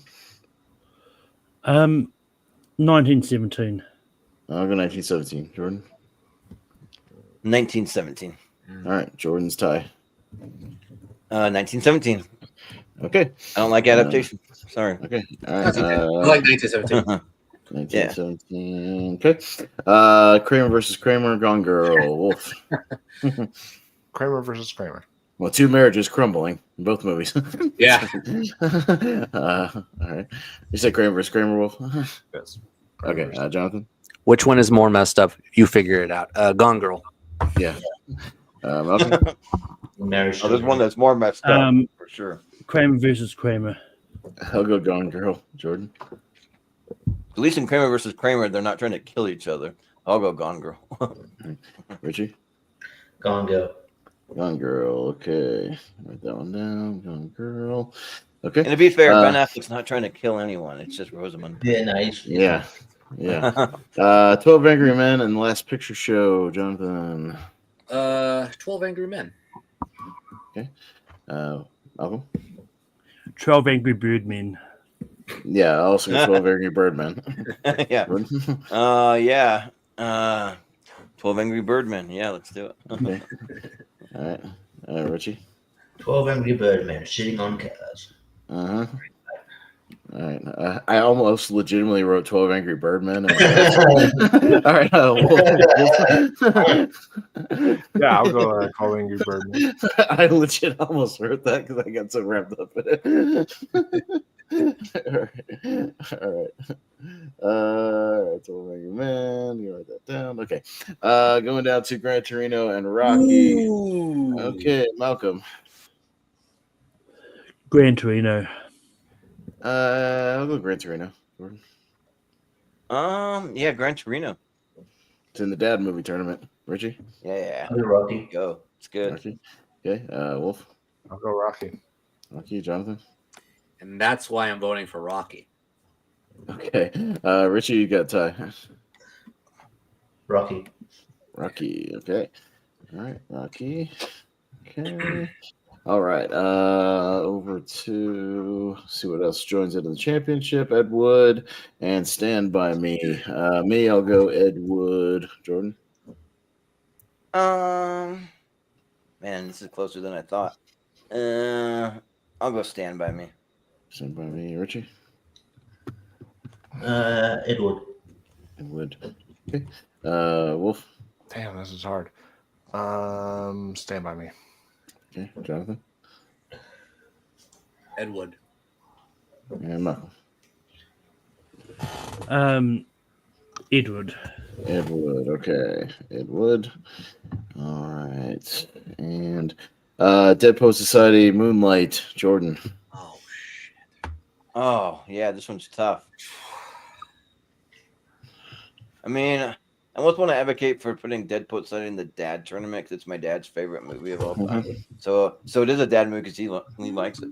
But I gotta go Moonlight. Sorry, Dad. Okay. Richie? Richie. You're not welcome in my house anymore. No. Dead Poet Society. Okay. All right. Wolf? I'll go for it. Dead Poet Society. Dead Poet Society, Jonathan? Dead Poet Society. Okay. Malcolm? Dead Poet Society. Yeah, and I also go Dead Poet Society. So, all right. Dead Poets Society. Okay. Well, there you go. You're happy, Jordan.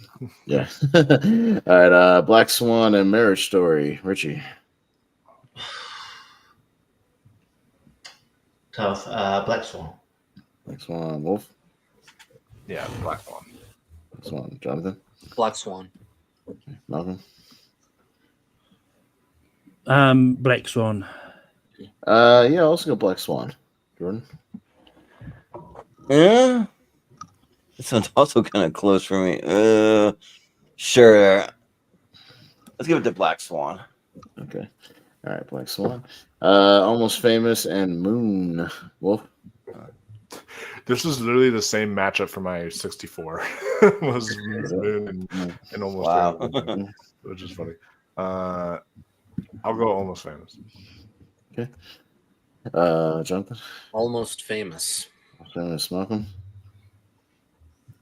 Moon. I'll go Moon. Jordan?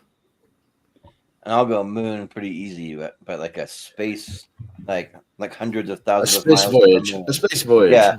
Yeah. Yeah, but space voyage. Yeah. All right, Richie. Moon.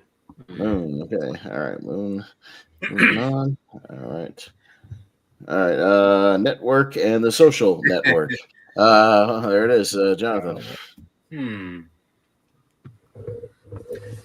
Network. Okay. Malcolm. I'm as mad as hell as I'm not going to take it anymore. Network. I like Social Network more. Social Network. Jordan. I'm as mad as hell, and I'm voting for the Social Network. Let's go. And I'm going to post about it on Facebook. Yeah. I'm a Facebook about it. And then people I'm going to type in all caps on Facebook about it. Yeah, right. All caps. Do a Ric Flair post. He does. Anyway, I'm going to go to the network of the social kind. Social network. Okay. Yeah, Wolf. I actually did that. I went through a weird phase where I typed in all caps on Facebook. I don't know why. Oh man, glad you. That's such a boomer thing to do. Why would you do that? I always love you. But yeah, I'll go network. Okay, it's a tie to Wolf, so stick with it. We don't see it enough here. Network. Okay. All right, network. All right. Parasite and Saving Private Ryan is Malcolm. Parasite. You know what, Jordan? For you, I'll go Parasite because we're going to see Saving Private Ryan in the Dad Movie Tournament also. Yeah. Parasite rules. And I have that poster. I need to hang that one up. The Parasite one. It's a great poster. Yeah, Parasite. Yeah. Saving Private Ryan. Okay. Wolf. Saving Private Ryan. Oh, fuck you.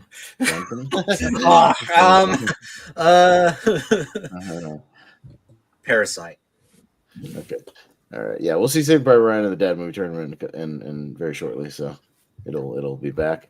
Before Sunset and The Revenant. The Revenant. Jordan. Jordan. Oh, you just named me first? Oh, Yeah. sorry. Well, I just went, but yeah, it's your turn now. Oh, okay. Yeah. I'll go with The Revenant here. Yeah, Richie. Before Sunset. Okay, Wolf. Before Sunset. Jonathan. Before Sunset. Malcolm. Before Sunset. Finally. Okay, Before Sunset. Respect. All right. Okay. Before Sunset. Okay. We got Malcolm X and The Exorcist. The Malcolm X and The Exorcist. All right. Jordan. Oh well, that's a crossover, Jordan. The Malcolm Exorcist. Yeah, right. Hey, Malcolm X is an Exorcist. Make that poster right now. Malcolm X can go with that like Malcolm extreme Exorcist. chimp movie too Yeah. that you were talking about. No. Make the Malcolm Exorcist, but Malcolm X as an Exorcist. Malcolm Exorcist, but I'll make it Malcolm Lay in there. Malcolm Exorcist. All Yeah. right, Jordan, but yeah, go ahead and vote, Jordan. We're contemplating that. Malcolm X. Okay, yeah, there's our next crossover. Yeah. Richie. Malcolm X. Okay. Wolf. Yeah, you can have these with that like extreme chimp movie that you were showing off earlier. That poster have all three of those. I think that would be a little racially insensitive, but that's all Yeah. right, Wolf. If you want to make that, you're welcome to do that. I'm not saying anything. Like a possessed Malcolm X that's like spitting at pea soup. Here I'll go Malcolm X. Thanks. Jonathan. Yeah, that should have been an appropriate use for the crickets thing. Malcolm X. Okay. Malcolm. Just because I see it more as a drama, Malcolm X. Yeah, and I'll clean sweep it. So, all right, but yeah, I know I'd rather see the Malcolm Exorcist poster, like Malcolm X as an Exorcist. I think that'd be funny. All right. So we got our Sweet 16. Moving on. So we'll just see what wins this drama tournament. All right, we'll start with Juno and Lahane. Richie. Juno. Wolf. Lahane, aka the Hate. Okay. Jonathan. Sorry, Wolf. It ends here. Juno. All right. Malcolm. Yeah. Juno. Juno, but I'll maybe try to watch Lahane for the championship. Jordan. Yeah, Lahane will be in the championship, but I'll go Juno. Juno. All right. We got Witness for the Prosecution and Schindler's List. Wolf. Schindler's List. Okay. Jonathan. Let's go Witness for the Prosecution. Malcolm. Yeah. They're both in the championship. Schindler's won a tournament before. Witness for the prosecution. Yeah, we'll see Schindler get many more times, even in the 93 tournament coming up as well. So too. I'll go Yeah. Witness for the prosecution because we won't get to that one until the 1957. Ladder series. So, Courtroom dramas. that's going to take a long time. That's going to take a long time to get there. I think we're doing courtroom Jordan? dramas or something. Or... Yeah, right. Yeah, I'll go Witness for the prosecution. Yeah. Richard? I know. I would go Schindler. It's good. Okay. Witness rolls through. 1917 and Gone Girl. All right. Jonathan. Gone Girl. Girl. Malcolm. Muted, maybe. Or is he thinking? He's just thinking. Yeah. To be honest, I didn't actually hear my name. Oh, okay. Yeah, Malcolm. Because I heard Jonathan go Gone Girl, then is he muted? But I'm going to go 1917. Okay, I'll go Gone Girl. Jordan. Man, these are both in my 128. Fudge. I gotta go with Gone Girl. I'm a Fincher guy. Okay, Richie. Shut up, Crow. It's actually a crow, not a magpie. Fucking crow. I think stings outside my house. I'll go Gone Girl. Okay. These crows are wild. Jeez. Yeah, they're wild. Yeah. Australia for you. Wolf. Yeah. No, make a crossover poster of that Dog Gone movie with Gone Girl. Dog Gone Girl is what Gone Girl starring French Stewart. That's a whole different movie. Yeah. So, but yeah, French Stewart instead of Neil Patrick Harris, and then French Stewart to slices her throat in the shower. He said Gone Girl. Okay, Gone Girl. All right. 12 Angry Men and Rocky. Malcolm. 12 Angry Men. Let's go Rocky. Let's go 12 Angry Men. Okay, Richie. I mean, that's your business. Rocky. Okay. Wolf. 12 Angry Men. Sorry. Jonathan. My business is to go with 12 Angry Men tonight. Sorry. 12 Angry Men. Listen, I know it's Pride Month, but take it easy, all right? Yeah, easy. Yeah. All right. Holy.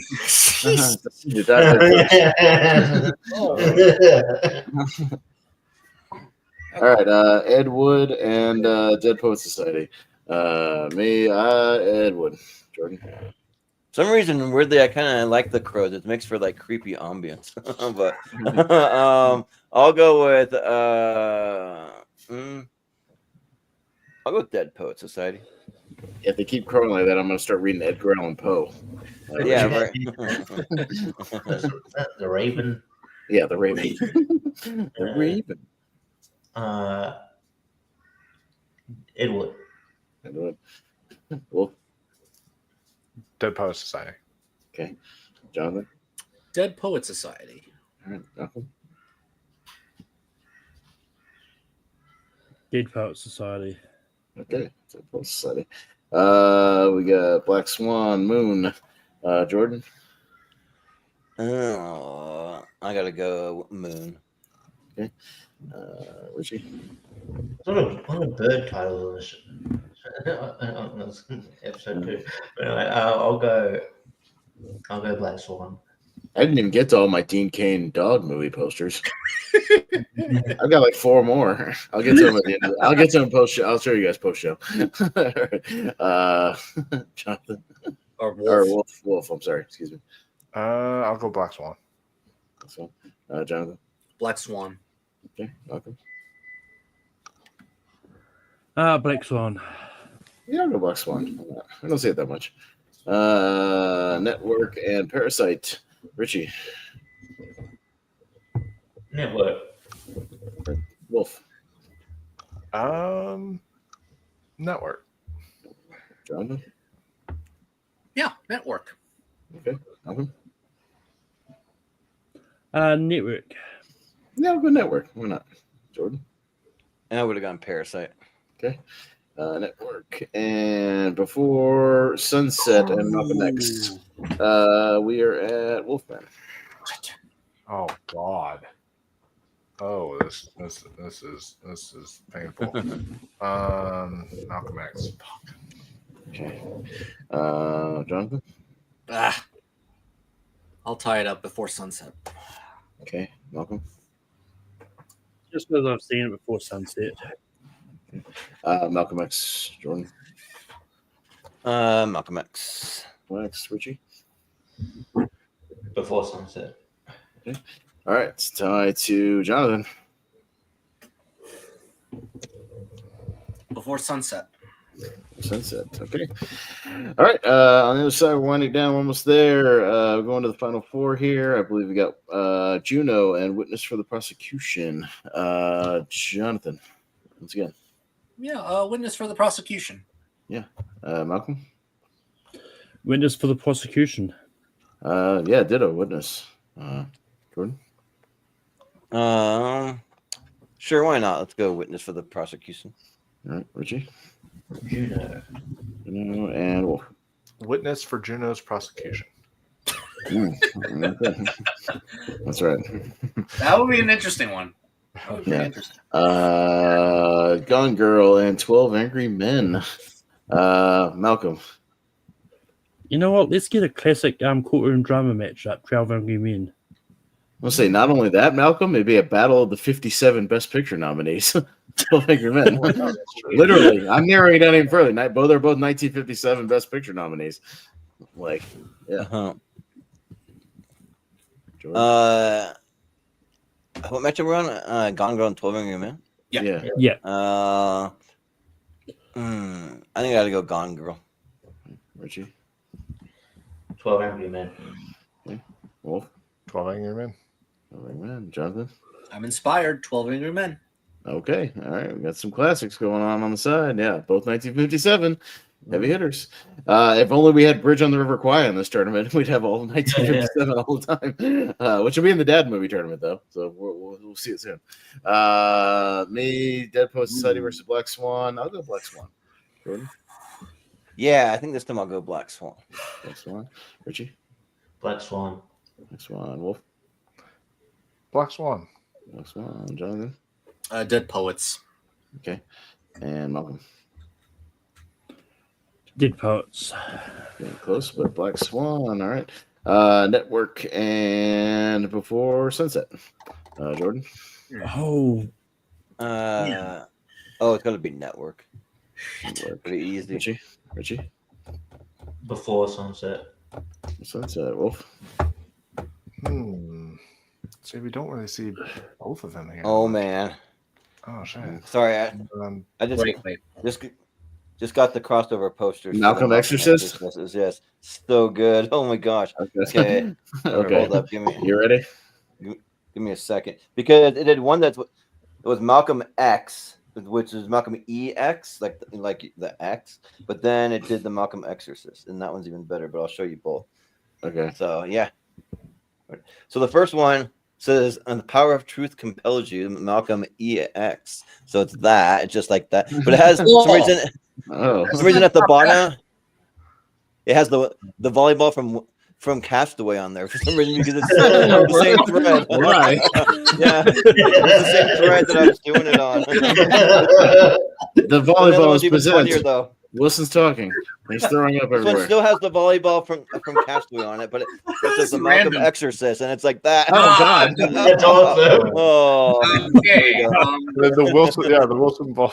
there was some volleyball right next to him. I don't know why that's there. You gotta have to tell ChatGPT, knock off the volleyball nonsense. Yeah, All right. Anyways, we'll get back You to made a this. decision. That is awesome. Yeah. Okay, so oh man, You've had like a minute to get over. Let's go. Let's All right. network. Let's go. Fine. I'll fix All network. right, you had all that time. Like, let's go, Jonathan. Yeah, let's get 3 of the 4 being classics on here. Network. Network. All right, Malcolm. If it was Before Sunrise, it'll be much harder for me, but Network. Yeah, Helsico Network. All right. Okay, so all right, on the left side, we got Witness for the Prosecution, 12 Angry Men, 1957 Showdown. Oddly specific, but hey, it works. Richie. 12 Angry Men. 12 Angry Men. Okay, Wolf. Witness for the Prosecution. This is a great Jonathan? matchup, yeah. Yeah, these are both good. 12 Angry Men just won, so Witness for the Prosecution. Malcolm. Witness for the Prosecution. Yeah, we hardly ever see it, and it's great. Witness for the Prosecution. Jordan. Well, my question is, did they not have a jury back then? I guess they didn't really do like a jury thing for that. I don't know. Maybe it was a different type of trial. too. Isn't the Witness for the Prosecution thing in England? It's in England. It's in Britain. It's a different system. Oh yeah, it's a different system without the powdered wigs and all that. Yeah. Yeah. They got the stupid powder wig shit on. Yeah. Yeah, which is weird. Yeah, which they still do to this day, which is dumb. They still do to this day, in like England, I think Australia too. I think. Not as much. Yeah, but can you guys fix that, Richie? Can you make that a memo? Like, not do that shit anymore? This isn't the 1700s anymore. Get rid of it. Yeah. Yeah. All right. We don't wear wigs for anything else, so except And Halloween. both of these are best I'll go with Witness for the Prosecution. Sure. I was gonna say, didn't Bridge on the River Kwai actually win? Yeah. Huh? Okay, so yeah. Oh yeah, for the Oscar. Yeah. Yes. I was gonna say, so they both were nominated, but they both lost to Bridge on the River Kwai. Yeah. All right. All right. Yeah. So once we determine the championship, if we can do that real quick, I had it remove the volleyball, and it kind of vamped the post, and it's the best one yet. That one. Okay, we'll get to it in a second. Let's see what really wins. cool. Yeah. Black Swan and Network. Wolf. Network. Jonathan. Yeah, I want to have an old school feeling here. Network. Yeah. Malcolm. Network. Yeah, I like getting the older movies in here. Let's go Network. Yeah. Jordan. I would have gone with Black Swan. I think. Okay. Richie. Yeah, I'll go along with the overall vibe of the tournament. I'll go Network. All right, so two good dramas here. All right, Network and Witness for the Prosecution in the finals here. So there we go. All right, so Jonathan's up first. 10 seconds here. Yeah.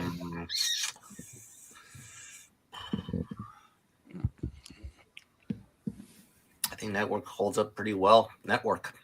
I mean, it's pretty easy. Just slightly Network. I'll go Witness for the Prosecution. Jordan. Yeah, I'm not in love with Network, but man, did I love Witness for the Prosecution. So I'll vote for Witness. Okay. And Richie. I'll go Network.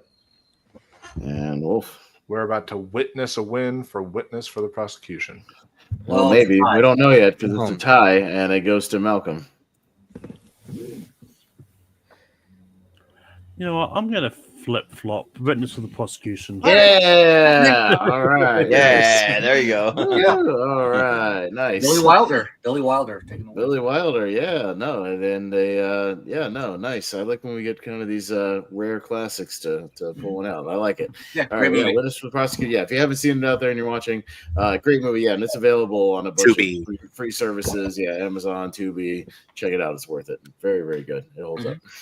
So, hell yeah. All right. Yeah. Well, Jordan, blow it up. What you got? This will be the last one, but here this is the Malcolm Exorcist that has that with the correct background and everything. I think that that looks the best right there. All right, there you go. No, that Castaway one though. That poster looks like one of those asylum posters for those like knockoff movies. It does, yeah. You know what I mean? Like you know, you'll see like Transmorphers or like some shit.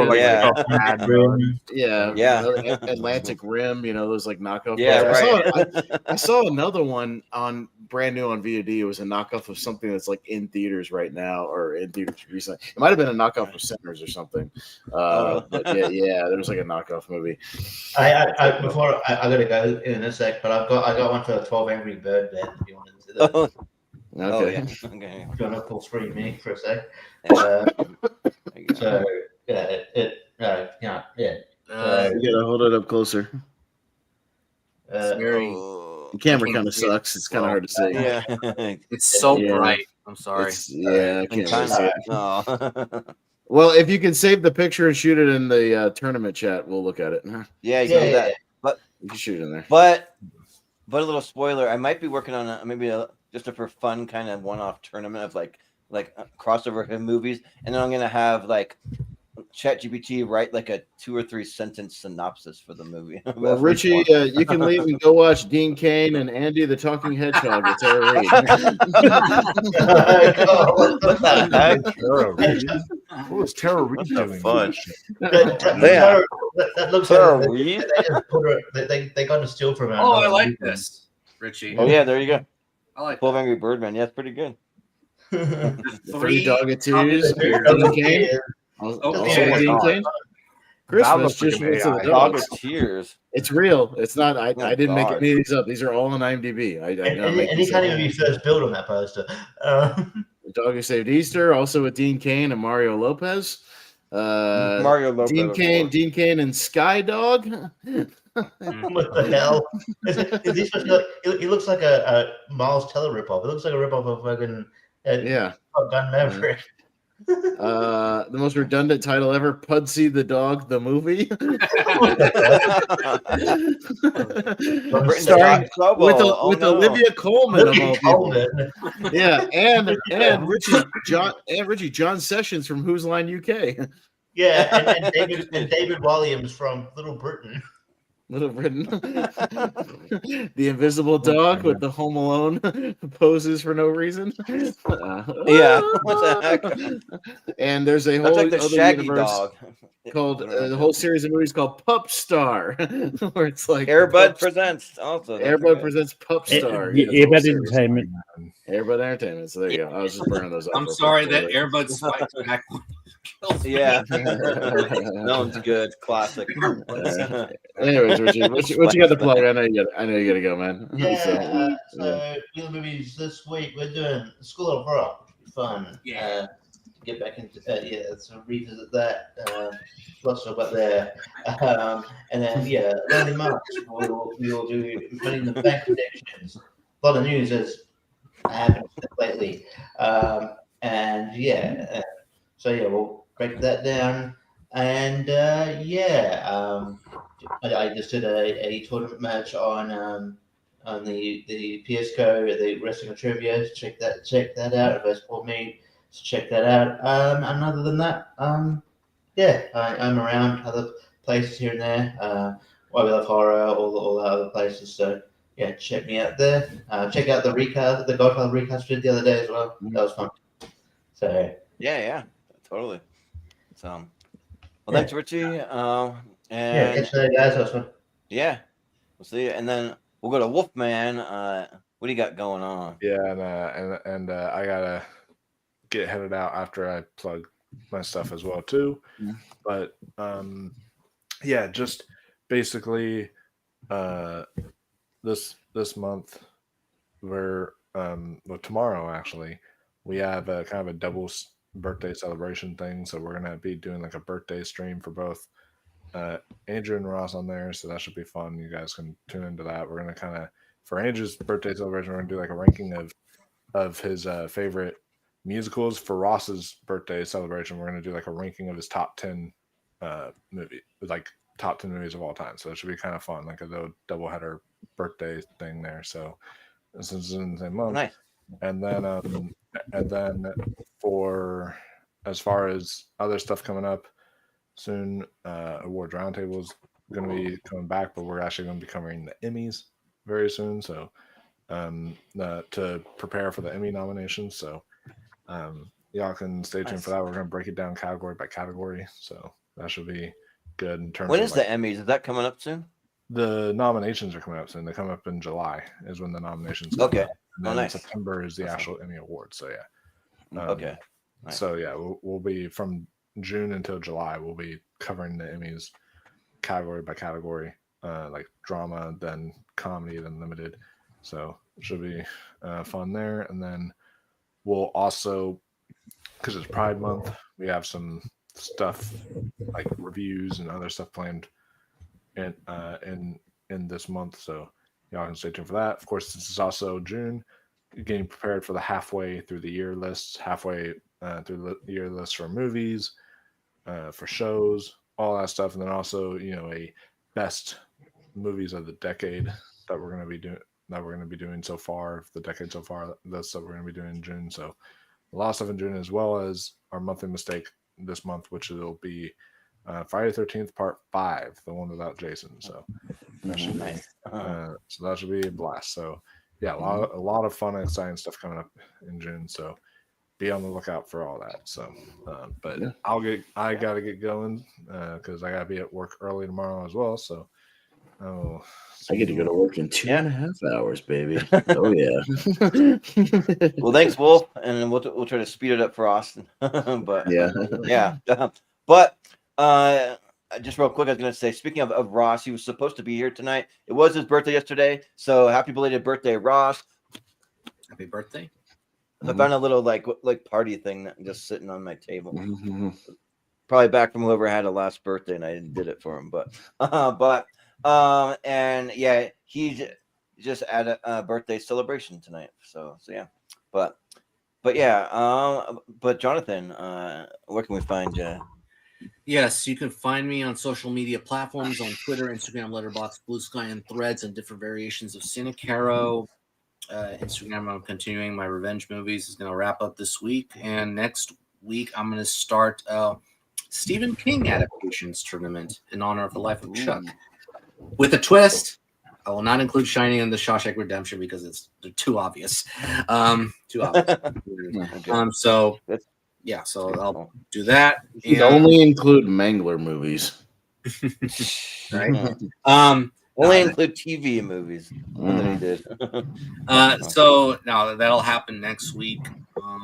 And as far as Movie Hero Network is concerned, I'll be back next week. You'll see me actually in 2 episodes. So Tuesday I'll be on part 3 of dramas. I forgot that was going to occur Tuesday. And on Friday, dad movies. Dad movies. Yeah, I've already gone over that rough draft with Caro. He approves all good dad movies, and we got it ready to go. So yeah, it's good stuff. Dad movies, we're gonna have some old school movies on there. Yeah, for sure. Yeah, we already highlighted a few of them, even actors as well. Yeah, so, and that's it. Thanks for having me. This was a funny part 1. Yeah, sorry, I got us off the rails with shitty dog and sports movies. So but that's just mostly to keep me awake, because otherwise I probably would have fallen asleep. Honestly, I'm very tired. But I do have to hop on. So have a good night. Yeah, thanks. We'll see you. And Malcolm, what do you got going on? Just quickly, when you're reading off the parental guide for most vertical primate, I think we missed the opportunity to play R-Truth saying, I don't think that's PG. But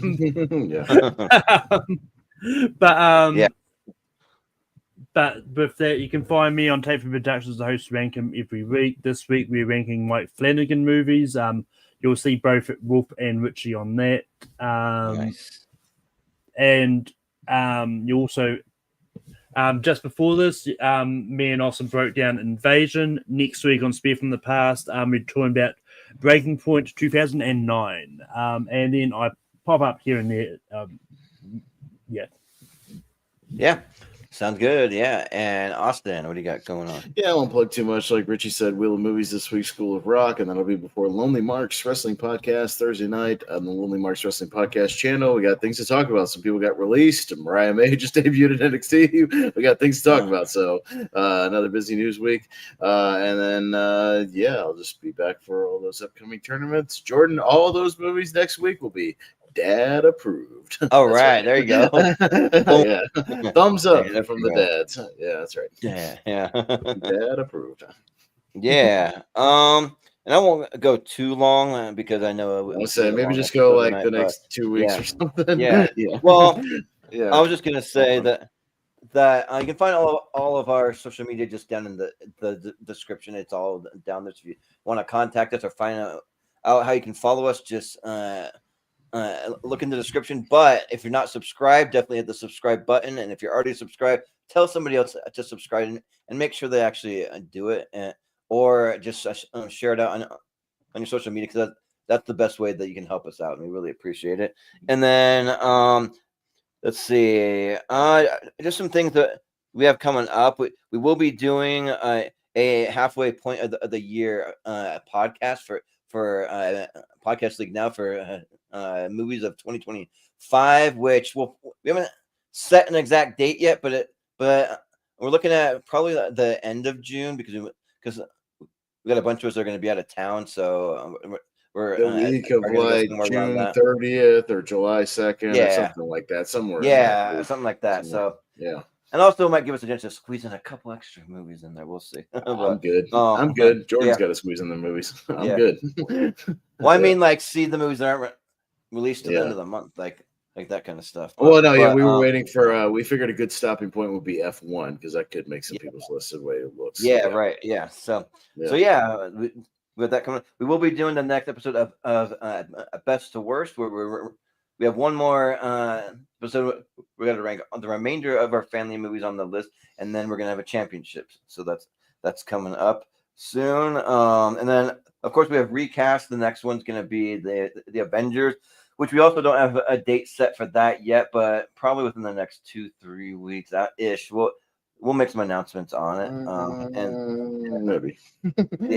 yeah. So we'll see. But and then let's see. I am trying to get the next episode of Trivia scheduled because I actually realized that I have more free time in June. I thought I was going out of town in June. It's actually July, so I guess I had my dates for me personally. It just crossed over, so I've got some extra time to at least work on it and maybe start getting some things together for that. So watch for that coming soon. So it's good to follow our socials and also hit the little bell icon, because that'll tell you when we're going live, because we always have a Tuesday and Friday tier ranker and tournament fights, but everything else is just when we can fit it in. And Austin always does his Thursday night stuff. He does Wheel of Movies. He does the Lonely Mark stuff, but everything else is like just when we can fit it in. So and then I won't go into my other podcast, but except for to say I do have another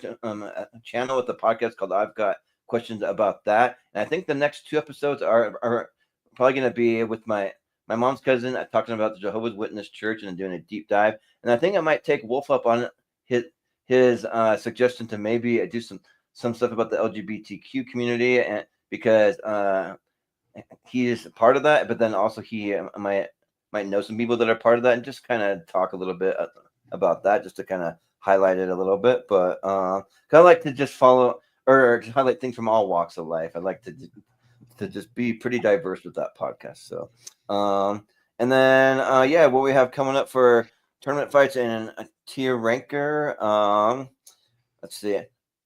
Oh, and I'll also throw out there that I'm going to try to either tomorrow or Thursday get the Patreon extended schedule out there. So go to patreon.com/moviehero. The link's down in the description, and you can see the extended schedule up to 6 months out. So if you want to get first dibs on signing up for episodes, because some of these episodes fill up quick, and you can see it before everybody else, and you can buy it if you don't want to subscribe. You can buy it for a one-time purchase of $3, because that's the lowest price that Patreon will allow me to set it.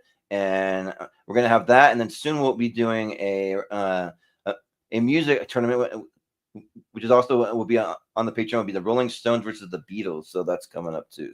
So just watch for that. But as far as tier ranker and tournament fights goes, we have our best drama movie mystery tournament part 2 will be Friday, and then part 3 will be on Tuesday. But then we got Father's Day coming up, so we're taking just a little detour. We're gonna do best dad movies that a week from this Friday. And then we'll finish off the best drama mystery movies near the end of the month, because we also have friend of the show, Matt Majot. He's doing his top 128 favorite movies. So that'll be a 3-part series. And then we'll get back to part 4 of the mystery series for dramas, and followed by the championship. And then we'll be getting into our tier ranker series once again, movies that start with the letter B. So we got got that coming up, and then we'll of course be off for the 4th of July. So I'll just leave it and at that, because I'll have the schedule up for the Patreon in like a day or two, but then wait one more week and I'll have a schedule over in the Movie Hero Network group. It'll be a lot shorter. It won't be up to 6 months. It'll just be 2 months, but you can still see some of it, get a little look and see what you want. Might want to sign up for if you want to come on the show. We're pretty open to anyone who likes to talk about movies. You got a passion for it. You want to come on and you're a good fit. We'll have you on. So yeah, but that will do it for us tonight. So I just got to remember all the people who left, but for Richie Goodacre, for Michael Wolfman Wyndham, for Jonathan Caro, for Malcolm Lay, for Austin Pez Howell, I've been Jordan the Movie Hero Anderson, and we'll see you next time. Is your name Leonard Stephen Vole? It is. How do you do, Mr. Vole? Well, according to Mr. Mayhew, I'm not doing at all well. He thinks I may be arrested at any minute. Arrested for what? Well, for murder.